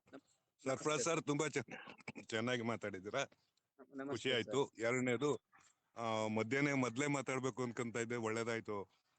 Vivek ಅನ್ನೋ ವಿದ್ಯಾರ್ಥಿಯ ಕವನ ಕೇಳಕ್ಕೆ ಅವಕಾಶ ಸಿಕ್ತು. ಅದು ಕುವೆಂಪು ಪ್ರಭಾವ ಅನ್ನಿಸ್ತು. ನಂದೇನು ಪ್ರಶ್ನೆ ಇಲ್ಲ, ನಂದೊಂದು ಸಣ್ಣ ನೆರೇಷನ್ ಅಷ್ಟೇ. ರಾಮಾಯಣ ದರ್ಶನಂನ ಕನ್ನಡ ಅನುವಾದವನ್ನು ಓದಿದ್ದೆ ನಾನು. ಯಾಕೆಂದ್ರೆ ಹಳೆಗನ್ನಡ ಗೊತ್ತಾಗೋದಿಲ್ಲ ನಮ್ಗೆ ಶ್ರೀರಾಮಾಯಣ ದರ್ಶನ ಓದಕ್ಕೆ. ರಾಜಶೇಖರ್ ಅಂತ ಒಬ್ರು ಚಿತ್ರದುರ್ಗದವರು ಅದನ್ನ ಟ್ರಾನ್ಸ್ಲೇಟ್ ಮಾಡಿದ್ರು ಕನ್ನಡಕ್ಕೆ, ನಮ್ಮ ಕನ್ನಡಕ್ಕೆ. ಅದು IBH ಪ್ರಕಾಶನದ್ದು. ಯಾರಾದ್ರೂ ಹಳೆಗನ್ನಡ ಅರಗಿಸ್ಕೊಳಕ್ಕೆ ಕಷ್ಟ ಆಗೋ ನನ್ನಂತವ್ರಿಗೆ ಹೇಳ್ತಾ ಇದ್ದೀನಿ ಒಂದು ಇನ್ಫಾರ್ಮೇಶನ್. ಆ ಪುಸ್ತಕ ಓದಿದ್ರು ಸಾಕು. ಅದರಲ್ಲಿ ನನಗೆ ಒಂದು ಪ್ರಭಾವ ಬೀರಿದ್ದು ಅಂದ್ರೆ, ತುಂಬಾ ಇನ್ವಾಲ್ವ್ ಆಗಿ ಕವಿ ರಾಮಾಯಣದಲ್ಲಿ ರಾಮ ಸೀತೆ ಕಾಡಿಗೆ ಹೋಗಿ ಮೊದಲನೇ ಸ್ಟೇಜ್ ಅಲ್ಲಿ ಹೋಗಿ ಒಂದು ಪರ್ಣಕುಟಿ ಕಟ್ಕೊಂತಾರಲ್ಲ, ಆವಾಗ ಅವರು ವಿವರಣೆ ಕೊಟ್ಟಿದ್ದಾರೆ. ನನಗೆ ಅನುವಾದಿತ ಕನ್ನಡದಲ್ಲಿ ಓದಿದ್ದು. ಈ ಕವಿನೂ ಅವ್ರ ಹಿಂದೆ ಓದ್ನಂತೆ. ಯಾಕೆ ಅಂತಂದ್ರೆ, ರಾಮ ಯಾರೋ ದೊಡ್ಡ ಮನುಷ್ಯ ಅಂತ ಅಲ್ಲ, ಸಣ್ಣ ಮನುಷ್ಯ ಅಂತಲೂ ಅಲ್ಲ, ಅವನು ಏನೇನ್ ಮಾಡ್ದ ಅನ್ನೋ ಪ್ರಶ್ನೆಗೇನು ಅಲ್ಲವಂತೆ. ಹೊಸದಾಗಿ ಮದುವೆ ಆದ ಎಳೆ ಹುಡುಗ ಹುಡುಗಿ ಪ್ರಕೃತಿಯಲ್ಲಿ ಕಾಡಿಗೆ ಹೋದ್ರೆ ಅವ್ರು ಎಷ್ಟು ಚೆನ್ನಾಗಿ ಜೀವನವನ್ನ ಸವಿಬಹುದು, ಗಳಿಗೆ ಸಮಯವನ್ನ ಅನ್ನೋದನ್ನ ನೋಡಕ್ಕೆ ಹೋದ್ರಂತೆ. ರಾಮಾಯಣ ದರ್ಶನಂ ಬರೆಯುವಾಗ ಇಂಥ ಪ್ರಾಕೃತಿಕ ಮತ್ತು ಸತ್ಯಕ್ಕೆ ಹತ್ತಿರವಾದ ವಿಷಯಗಳಲ್ಲೂ ಕುವೆಂಪು ಅವರು ತಮ್ಮ ದೊಡ್ಡ ಚಾಪನ್ನ ಒತ್ತಿದ್ದನ್ನ ನನಗೆ ನನಗೆ ತುಂಬಾ ಖುಷಿ ಆಯ್ತು. ಈ 2 ವಿಷಯ ಮಾತ್ರ ಹೇಳ್ಬೇಕು ಅಂತಿದ್ದೆ. ಮೂರನೆಯದು, ಮಂತ್ರೆ ಬಗ್ಗೆ ಈಗ ಯಾರೋ ಪ್ರಶ್ನೆ ಕೇಳಿದ್ರು, ಬೇರೆ ಧರ್ಮದ್ ಕೇಳಲ್ವಾ, ನಮ್ ಧರ್ಮದ್ ಮಾತ್ರ ಹೇಳ್ತಾರ ಅಂತ. ಯಾರಿಗೆ ಹೆಚ್ಚು ಅದ್ರ ಬಗ್ಗೆ ಅನುಭವ ಮತ್ತು ಗೊತ್ತಿರುತ್ತೋ ಅದ್ರ ಬಗ್ಗೆ ಒಳ್ಳೇದಾಗ್ಲಿ ಕೆಟ್ಟದಾಗ್ಲಿ ಮಾತಾಡ್ಬೋದು. ಹಿಂದೂ ಧರ್ಮದಲ್ಲಿರೋ ಏನಾದ್ರೂ ತಪ್ಪು ಒಪ್ಪುಗಳ ಬಗ್ಗೆ ಮಾತಾಡಿದ್ರೆ ಬೇರೆ ಧರ್ಮಗಳಲ್ಲಿ ಇಲ್ವಾ ಅಂತ ಕೇಳೋದು ಅಷ್ಟೊಂದು ನೈಸರ್ಗಿಕವಾದ ಪ್ರಶ್ನೆ ಅಲ್ಲ ಅಂತ ನನ್ನ ಭಾವನೆ. ಅದೇ ತರದಲ್ಲಿ ಯಾಕೆ ಕುವೆಂಪು ಅವರು ಒಂದು ಮಮತೆಯ ಸುಳಿ ಮಂತರೆ ಅಂತ ಒಂದು ಚಾಪ್ಟರ್ನು ಕೂಡ ಅದ್ರೊಳಗಡೆ ಹಾಕಿರ್ತಾರೆ. ಮಂತರೆಯನ್ನ ಇಡೀ ಪ್ರಪಂಚ ಕೆಟ್ಟವಳು ಅಂತ ದ್ವೇಷ ಮಾಡೋ ಹಂಗೆ ಚಿತ್ರಿಸಿರೋ ರಾಮಾಯಣದಲ್ಲಿ ರಾಮಾಯಣ ಪಾತ್ರದಲ್ಲಿ ಆಕೆಗೂ ಕೂಡ ಒಂದು ಮಮತೆ ಇದೆ. ಅವಳು ಕೂಡ ಪ್ರೇಮ, ಪ್ರೀತಿ ಮತ್ತು ಉದ್ಧಾರಕ್ಕೆ ಪರಿತಪಿಸ್ತಾಳೆ ಅನ್ನೋ ವಿಷಯಗಳನ್ನು ಕೂಡ ಕುವೆಂಪು ಅವರು ತುಂಬಾ ಗಾಢವಾಗಿ ಇದರಲ್ಲಿ ಪ್ರಸ್ತಾಪಿಸಿದ್ದಾರೆ. ಅದರಿಂದ ಇನ್ನ ಮಿಕ್ಕಿದ ದೊಡ್ಡ ಕಾದಂಬರಿಗಳ ಬಗ್ಗೆ ಓದೋ ಸಮಯನೂ ಇಲ್ಲ ಮತ್ತು ಅಷ್ಟೊಂದು ಗೊತ್ತೂ ಇಲ್ಲ. ಇದೆರಡು ನನ್ನ ಅನುಭವಕ್ಕೆ ಕುವೆಂಪು ತಟ್ಟಿದ್ದು. ಇದನ್ನ ತಮ್ಮಲ್ಲಿ ಹೇಳ್ಬೇಕು ಅಂತ ಹೇಳ್ತಾ ಇದ್ವಿ. ನನಗೆ ಟ್ರೈನಿಗೆ ಲೇಟ್ ಆಗ್ತಾ ಇದೆ, ಹೊರಡ್ತಾ ಇದ್ದೀನಿ. ಮುಂದಕ್ಕೇನು ಕೇಳಿಸುತ್ತೋ ಇಲ್ವೋ ಗೊತ್ತಿಲ್ಲ sir. Thank you very much. ನನಗ್ ಗೊತ್ತಿರೋ ಹಾಗೆ ರಾಮಾಯಣ ದರ್ಶನಂ ಬರೆಯೋದಕ್ಕೆ ಸರಿಸುಮಾರು 9 ವರ್ಷ ತಗೊಂಡ್ರಂತವ್ರು. ಆ 9 ವರ್ಷದ ಕಾಲಾವಧಿಯಲ್ಲಿ ಕೆಲವು ನಡುವೆ 1-2 ವರ್ಷನೋ ಏನೋ ಇದನ್ನು ಯಾವ್ದು ಸಂಪೂರ್ಣ ಆಹಾರವನ್ನು ವರ್ಜಿಸಿದ್ರು ಅಂತ. ಮತ್ತೆ ಕುಕ್ರಳ್ಳಿ ಕೆರೆ ದಂಡೆ ಮೇಲೆ ವಾಕಿಂಗ್ ಹೋಗ್ಬೇಕಾದ್ರೆ ಯಾರಾದ್ರೂ ಮಾತಾಡಿಸಿದ್ರೆ ಎಲ್ಲಿಂದ ಬಂದ್ರಿ ಅಂದ್ರೆ ಕಿಷ್ಕಿಂಧೆಯಿಂದ ಬಂದೆ, ಚಿತ್ರಕೂಟಕ್ಕೆ ಹೊರಟಿದ್ದೀನಿ ಅಂತ ಹೇಳ್ತಾ ಇದ್ರಂತ ಸೀರಿಯಸ್ ಆಗಿ. ಅಷ್ಟ್ರ ಮಟ್ಟಿಗೆ ಇನ್ವಾಲ್ವ್ಮೆಂಟ್ ಆಗಿತ್ತು ಅಂತ ಹೇಳಿ. ಹಾಗಾಗಿ ಮಂಥರೆ ಪಾತ್ರ ಅಂತಂದ್ರೆ ಗೊತ್ತಲ್ಲ, ಅದೊಂದು ಮನಃಶಾಸ್ತ್ರೀಯ ಹಿನ್ನೆಲೆಯಲ್ಲಿ ರೂಪಿಸಿರುವಂತ ಅದ್ಭುತವಾದ ಪಾತ್ರ.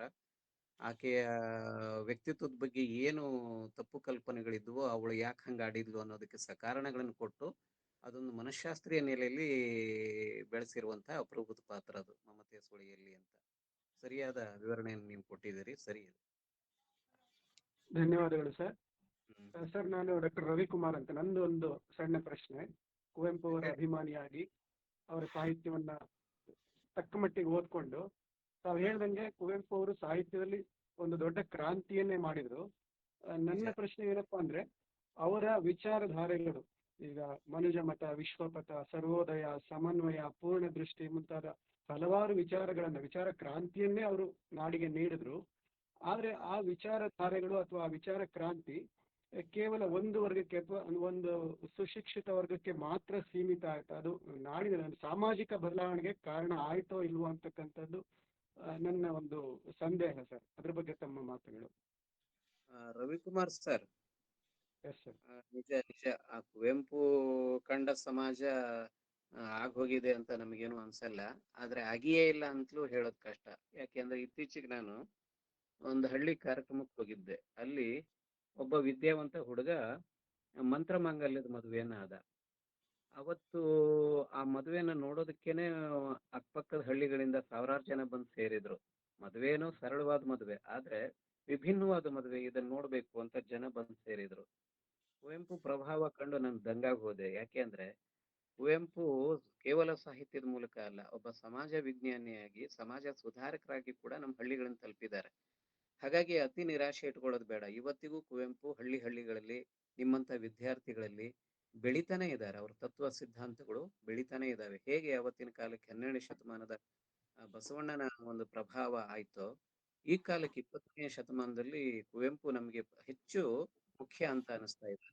ಧರ್ಮ, ಮತ ಎಲ್ಲ ದೊಂಬರಾಟದ ಮಧ್ಯೆ ಕುವೆಂಪು ಅನಿಕೇತನ ತತ್ವ ಇದೆಯಲ್ಲ, ವಿಶ್ವ ಮಾನವ ಸಂದೇಶ, ನೀವ್ ಹೇಳಿದ ಪಂಚ ತತ್ವಗಳು, ಇವೆಲ್ಲ ಸಮಕಾಲೀನಗೊಳ್ತಾ ಇದ್ದಾವೆ. ಆದ್ರೆ ಅವ್ರ ಕಂಡ ಸಮಾಜ ನಿರ್ಮಾಣ ಆಗೋಗಿದೆ ಅಂತ ಹೇಳಿಕ್ ಬರಲ್ಲ.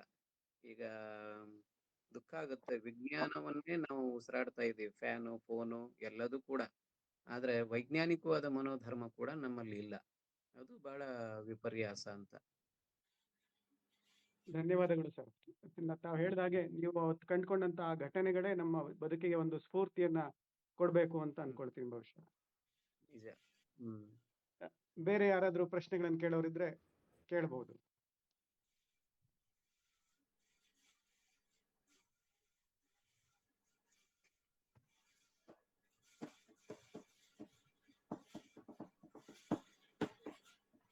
ಬಹುಶಃ ಇನ್ಯಾರ್ದು ಪ್ರಶ್ನೆಗಳಿಲ್ಲ ಅಂತ ಅನ್ಕೊಳ್ತೀನಿ. ಕಳೆದ ಒಂದು ಕಾಲು ಗಂಟೆಗಳ ಕಾಲ ಅತ್ಯಂತ ಅದ್ಭುತವಾದ ಅರ್ಥಪೂರ್ಣವಾದ ಚರ್ಚೆಯಲ್ಲಿ ನಾವು ಪಾಲ್ಗೊಂಡಿದ್ವಿ. ಈ ಒಂದು ಕಾರ್ಯಕ್ರಮವನ್ನ ರೂಪಿಸಿದವರು, ಈ ಪರಿಕಲ್ಪನೆಯನ್ನು ನಮಗೆ ಕೊಟ್ಟಂತವರು ಕನ್ನಡ ಪಶುವೈದ್ಯಕೀಯ ಸಾಹಿತ್ಯ ಪರಿಷತ್ತಿನ ಅಧ್ಯಕ್ಷರಾದಂಥ ಡಾಕ್ಟರ್ ಎಸ್.ಬಿ. ರವಿಕುಮಾರ್ ಅವರು ತಮ್ಮ ಅಧ್ಯಕ್ಷೀಯ ಭಾಷಣವನ್ನ ಈಗ ಮಂಡಿಸಬೇಕು ಅಂತ ಕೇಳ್ಕೊಳ್ತೇನೆ. ಎಲ್ಲರಿಗೂ ನಮಸ್ಕಾರ. ಕುವೆಂಪುರವನ್ನ ಅದ್ಭುತವಾಗಿ ಕಟ್ಟಿಕೊಟ್ಟಂತ ಡಾಕ್ಟರ್ ಸರ್ಫರಾಜ್ ಚಂದ್ರಗುತ್ತಿ ಅವರೇ ಹಾಗೂ ಹಿರಿಯರಾದಂಥ ಡಾಕ್ಟರ್ ರಮಾನಂದ್ ಅವರೇ, ಮಿರ್ಜಾ ಬಶೀರ್ ಅವರೇ ಹಾಗೂ ಎಲ್ಲ ಆತ್ಮೀಯ ಸ್ನೇಹಿತರೆ, ಈ ದಿವಸ ಬಹಳ ಬಹಳ ವಿಚಾರಗಳಲ್ಲಿ ನಮಗೆ ಒಂದು ರೀತಿ ಕ್ಲಾರಿಟಿ ಸಿಕ್ತು ಅನ್ಸುತ್ತೆ. ನಾವು ಸಾಹಿತ್ಯದಲ್ಲಿ ಆಸಕ್ತಿ ಇರೋರು, ಸಾಹಿತ್ಯ ಪ್ರವೇಶ ಮಾಡಬೇಕು ಅಂತಿರೋರು, ಡಾಕ್ಟರ್ ಸರ್ಫರಾಜ್ ಅವರು ಹೇಳಿದ ಹಾಗೆ ಕುವೆಂಪುರವ್ರನ್ನ ಹೆಚ್ಚು ಹೆಚ್ಚು ಓದ್ಕೋಬೇಕು. ಬಹುಶಃ ಬೇರೆ ಯಾರನ್ನ ಓದ್ತೀವೋ ಬಿಡ್ತೀವೋ, ಆದರೆ ಕುವೆಂಪುರವ್ರನ್ನ ಓದ್ಕೊಂಡ್ರೆ ಬಹುಶಃ ನಾವು ಸಾಹಿತ್ಯದಲ್ಲಿ ವೈಚಾರಿಕತೆಯನ್ನು ತರಲಿಕ್ಕೂ ಸಾಧ್ಯ ಆಗ್ತದೆ. ನಮ್ಮ ಸೃಜನಶೀಲತೆ ಏನಿದೆ ಅದರ ಜೊತೆಗೆ ವೈಚಾರಿಕತೆಯನ್ನು ಸೇರಿಸಿದರೆ ಅವ್ರು ಹೇಳಿದ ಹಾಗೆ ನಾವು ಸಾಹಿತ್ಯ ಕ್ಷೇತ್ರದಲ್ಲಿ ಮುಂದುವರಿಬೋದು ಅನಿಸುತ್ತೆ. ಬಹಳ ಒಳ್ಳೆಯ ವಿಚಾರಗಳನ್ನು ಡಾಕ್ಟರ್ ಚಂದ್ರಗುತ್ತಿ ಅವರು ನಮಗೆ ಇವತ್ತು ಹೇಳಿದ್ದಾರೆ. ನಾನಿನ್ನೇನು ಹೆಚ್ಚಿಗೆ ಮಾತಾಡೋದಿಲ್ಲ. ನಮ್ಮ ಒಂದು ಪಶುವೈದ್ಯ ಸಾಹಿತ್ಯ ಪರಿಷತ್ ತುಂಬ ಒಂದು ಸಣ್ಣ ಗುಂಪು ಸರ್. ತಮಗೀಗಾಗಲೇ ಗೊತ್ತಿದೆ, ಈಗಾಗಲೇ ಒಂದು ಸರಿ ತಾವು ಕಾರ್ಯಕ್ರಮ ಕೊಟ್ಟಿರೋದ್ರಿಂದ ಅದ್ರ ಬಗ್ಗೆನೂ ಹೆಚ್ಚಿನ ಹೇಳೋ ಅವಶ್ಯಕತೆ ಇಲ್ಲ. ಏನು ಅಂತ ಹೇಳಿದ್ರೆ, ಹೆಚ್ಚು ಜನ ಪಶುವೈದ್ಯರು ತಮ್ಮ ಅನುಭವಗಳನ್ನು ದಾಖಲಿಸಬೇಕು ಅನ್ನೋದಷ್ಟೇ ನಮ್ಮ ಆಸೆ. ಯಾಕೆ ಅಂತ ಹೇಳಿದ್ರೆ, ಪಶುಗಳ ಜೊತೆಗಿರೋ ಒಡನಾಟದಿಂದ ಅವರಿಗೆ ದಕ್ಕುವಂಥ ವಿಶಿಷ್ಟ ಅನುಭವಗಳು ಬೇರೆ ಯಾರಿಗೂ ದಕ್ಕೋದಕ್ಕೆ ಸಾಧ್ಯನೇ ಇಲ್ಲ. ಇವು ನಮ್ಮ ಅನುಭವಗಳನ್ನು ನಾವು ದಾಖಲಿಸದೇ ಇದ್ದರೆ ಈ ಒಂದು ಅನುಭವ ಅಥವಾ ಈ ಒಂದು ಲೋಕ ಬೇರೆ ಯಾರಿಂದನೂ ಅದನ್ನು ನಾವು ನಿರೀಕ್ಷೆ ಮಾಡೋದಕ್ಕೆ ಸಾಧ್ಯ ಇಲ್ಲ. ಹಾಗಾಗಿ ಹೆಚ್ಚು ಜನ ಬರೀಬೇಕು, ಹೆಚ್ಚು ಜನ ಸಾಹಿತ್ಯ ಓದಬೇಕು, ಆ ನಿಟ್ಟಿನಲ್ಲಿ ಪ್ರೇರೇಪಣೆ ಅವ್ರನ್ನ ಮಾಡಬೇಕು ಅನ್ನೋದು ನಮ್ಮ ಸಂಘದ ಪರಿಷತ್ತಿನ ಉದ್ದೇಶ. ಇವತ್ತು ಅದು ಅತ್ಯಂತ ಯಶಸ್ವಿಯಾಗಿ ಈಡೇರಿದೆ ಅಂತ ಮತ್ತೊಮ್ಮೆ ಹೇಳ್ತಾ, ನಾನು ಮತ್ತೊಮ್ಮೆ ತಮಗೆ ಧನ್ಯವಾದಗಳನ್ನು ಅರ್ಪಿಸ್ತಾ ನಾನು ಮಾತುಗಳನ್ನು ಮುಗಿಸ್ತೇನೆ ಸರ್. ನಮಸ್ಕಾರ. ತಮ್ಮ ಅತ್ಯಂತ ಸಂಕ್ಷಿಪ್ತವಾದ ಆದ್ರೆ ಅಷ್ಟೇ ಅದ್ಭುತವಾದ ಅಧ್ಯಕ್ಷೀಯ ನುಡಿಗಳಿಗೆ ಹೃತ್ಪೂರ್ವಕ ಧನ್ಯವಾದಗಳು ಸರ್. ಈಗ ಬಹುಶಃ ಈ ಕಾರ್ಯಕ್ರಮವನ್ನ ಕೊನೆಗಾಣಿಸ್ತಕ್ಕಂಥ ಸಮಯ. ವಂದನಾರ್ಪಣೆಗಳನ್ನ ಅರ್ಪಿಸ್ಲಿಕ್ಕೆ ಇಷ್ಟಪಡ್ತೇನೆ. ಇವತ್ತಿನ ಕಾರ್ಯಕ್ರಮವನ್ನ ಪರಿಕಲ್ಪಿಸಿ ಇದು ಇಷ್ಟು ಅದ್ಭುತವಾಗಿ ಮೂಡಿ ಬರಲಿಕ್ಕೆ ಕಾರಣರಾದಂಥ ನಮ್ಮ ಕನ್ನಡ ಪಶುವೈದ್ಯ ಸಾಹಿತ್ಯ ಪರಿಷತ್ತಿನ ಹಾಲಿ ಅಧ್ಯಕ್ಷರಾದ ಡಾಕ್ಟರ್ ಎಸ್.ಬಿ. ರವಿಕುಮಾರ್ ಸರ್ ಅವರಿಗೆ ಸಂಘದ ಎಲ್ಲ ಪದಾಧಿಕಾರಿಗಳು ಹಾಗೂ ಸದಸ್ಯರ ಪರವಾಗಿ ಹೃತ್ಪೂರ್ವಕವಾದ ಧನ್ಯವಾದಗಳನ್ನ ಇವತ್ತು ಅರ್ಪಿಸ್ತೇನೆ. ಹಾಗೇನೆ ಇವತ್ತು ನಮ್ಮೊಂದಿಗೆ ತಮ್ಮ ಅದ್ಭುತವಾದ ವಿಚಾರಗಳನ್ನ ಅತ್ಯಂತ ಸರಳವಾಗಿ, ಅಷ್ಟೇ ನೇರವಾಗಿ ಹಾಗೂ ಎಲ್ಲರಿಗೂ ಅರ್ಥ ಆಗೋ ರೀತಿಯಲ್ಲಿ ಹಂಚಿಕೊಂಡು ನಮ್ಮೊಂದಿಗೆ ಒಂದು ಉಪಯುಕ್ತವಾದಂಥ ಸಂವಾದದಲ್ಲಿ ಕೂಡ ಪಾಲ್ಗೊಂಡು ನಮಗೆ ಸಾಕಷ್ಟು ವಿಚಾರಗಳನ್ನ ಹಂಚಿಕೊಂಡಂತ ಡಾಕ್ಟರ್ ಸರ್ಫರಾಜ್ ಚಂದ್ರಗುತ್ತಿ ಅವರಿಗೆ ಸಹ ಎಲ್ಲರ ಪರವಾಗಿ ಹೃತ್ಪೂರ್ವಕವಾದ ಧನ್ಯವಾದಗಳನ್ನು ಅರ್ಪಿಸ್ತೇನೆ. ಇವತ್ತಿನ ಕಾರ್ಯಕ್ರಮದಲ್ಲಿ ಥ್ಯಾಂಕ್ ಯು ಸರ್. ಇವತ್ತಿನ ಕಾರ್ಯಕ್ರಮದಲ್ಲಿ ಹಿರಿಯ ಪಶುವೈದ್ಯ ಸಾಹಿತಿಗಳಾದಂಥ ಡಾಕ್ಟರ್ ರಮಾನಂದ್ ಅವರು, ಡಾಕ್ಟರ್ ಮಿರ್ಜಾ ಬಶೀರ್ ಅವರು, ಹಾಗೇನೆ ಹಿರಿಯರಾದ ಡಾಕ್ಟರ್ ನಾಗೇಶ್ ಅವರು, ಡಾಕ್ಟರ್ ಪ್ರಕಾಶ್ ಭಟ್ ಅವರು, ಎಲ್ಲ ಹಿರಿಯರು ಸಹ ಸೇರ್ಕೊಂಡಿದ್ರು. ಆ ಎಲ್ಲ ಹಿರಿಯರಿಗೆ ನನ್ನ ಅತ್ಯಂತ ಗೌರವಯುತವಾದ ನಮನಗಳನ್ನ ಸಲ್ಲಿಸ್ತೇನೆ. ಜೊತೆಗೆ ನಮ್ಮ ಇತರ ಪಶುವೈದ್ಯಕೀಯ ಸಾಹಿತ್ಯ ಪರಿಷತ್ ಎಲ್ಲ ಸದಸ್ಯರು, ಹಲವಾರು ಸದಸ್ಯರ ಜೊತೆಗೆ ಇವತ್ತಿನ ದಿನ ಸಾಕಷ್ಟು ಜನ ವಿದ್ಯಾರ್ಥಿಗಳು ಕೂಡ ಸೇರ್ಕೊಂಡಿದ್ರು. ಆ ಎಲ್ಲ ವಿದ್ಯಾರ್ಥಿಗಳಿಗೂ ಸಹ ನಾನು ಹೃತ್ಪೂರ್ವಕವಾದ ಧನ್ಯವಾದಗಳನ್ನ ಅರ್ಪಿಸ್ತೇನೆ. ಕಾರ್ಯಕ್ರಮದ ಆರಂಭದಲ್ಲಿ ಸ್ವಾಗತ ಭಾಷಣವನ್ನು ಮಾಡಿದ ಯುವಕ ಡಾಕ್ಟರ್ ಭರತ್ ಭೂಷಣ್ ಅವ್ರಿಗೂ ಸಹ ಧನ್ಯವಾದಗಳು. ಹಾಗೇನೆ ಉಪಾಧ್ಯಕ್ಷರಾದ ಡಾಕ್ಟರ್ ಮಹೇಶ್ವರಪ್ಪನವರು ಸಾಕಷ್ಟು ಸಲಹೆ ಸೂಚನೆಗಳನ್ನ ನೀಡಿ ಈ ಕಾರ್ಯಕ್ರಮ ಇಷ್ಟು ಚೆನ್ನಾಗಿ ಬರಲಿಕ್ಕೆ ಅವರು ಸಹ ಕಾರಣೀಭೂತರಾಗಿದ್ದಾರೆ. ಅವರಿಗೂ ಸಹ ಹೃತ್ಪೂರ್ವಕ ಧನ್ಯವಾದಗಳು. ಡಾಕ್ಟರ್ ಶ್ರೀಧರ್ ಭಟ್ ಅವರು ಇವತ್ತಿನ ಗೂಗಲ್ ಲಿಂಕ್ ಅನ್ನ ತಯಾರು ಮಾಡಿ ಇವತ್ತಿನ ಕಾರ್ಯಕ್ರಮವನ್ನ ರೆಕಾರ್ಡ್ ಕೂಡ ಮಾಡ್ಕೊಂಡಿರ್ತಾರೆ. ಅವರು ಈ ಕಾರ್ಯಕ್ರಮವನ್ನು ನಿರೂಪಣೆ ಸಹ ಮಾಡಿದ್ದಾರೆ. ಅವ್ರಿಗೂ ಸಹ ಹೃತ್ಪೂರ್ವಕವಾದ ಧನ್ಯವಾದಗಳು. ಒಟ್ಟಾರೆಯಾಗಿ ಇವತ್ತಿನ ಕಾರ್ಯಕ್ರಮದ ಯಶಸ್ಸಿಗೆ ಕಾರಣೀಭೂತರಾದಂಥ ಎಲ್ಲರಿಗೂ ಧನ್ಯವಾದಗಳನ್ನು ಅರ್ಪಿಸ್ತಾ ಇವತ್ತಿನ ಕಾರ್ಯಕ್ರಮಕ್ಕೆ ಮಂಗಳ ಹಾಡೋಣ. ಎಲ್ರಿಗೂ ನಮಸ್ಕಾರ, ಧನ್ಯವಾದಗಳು.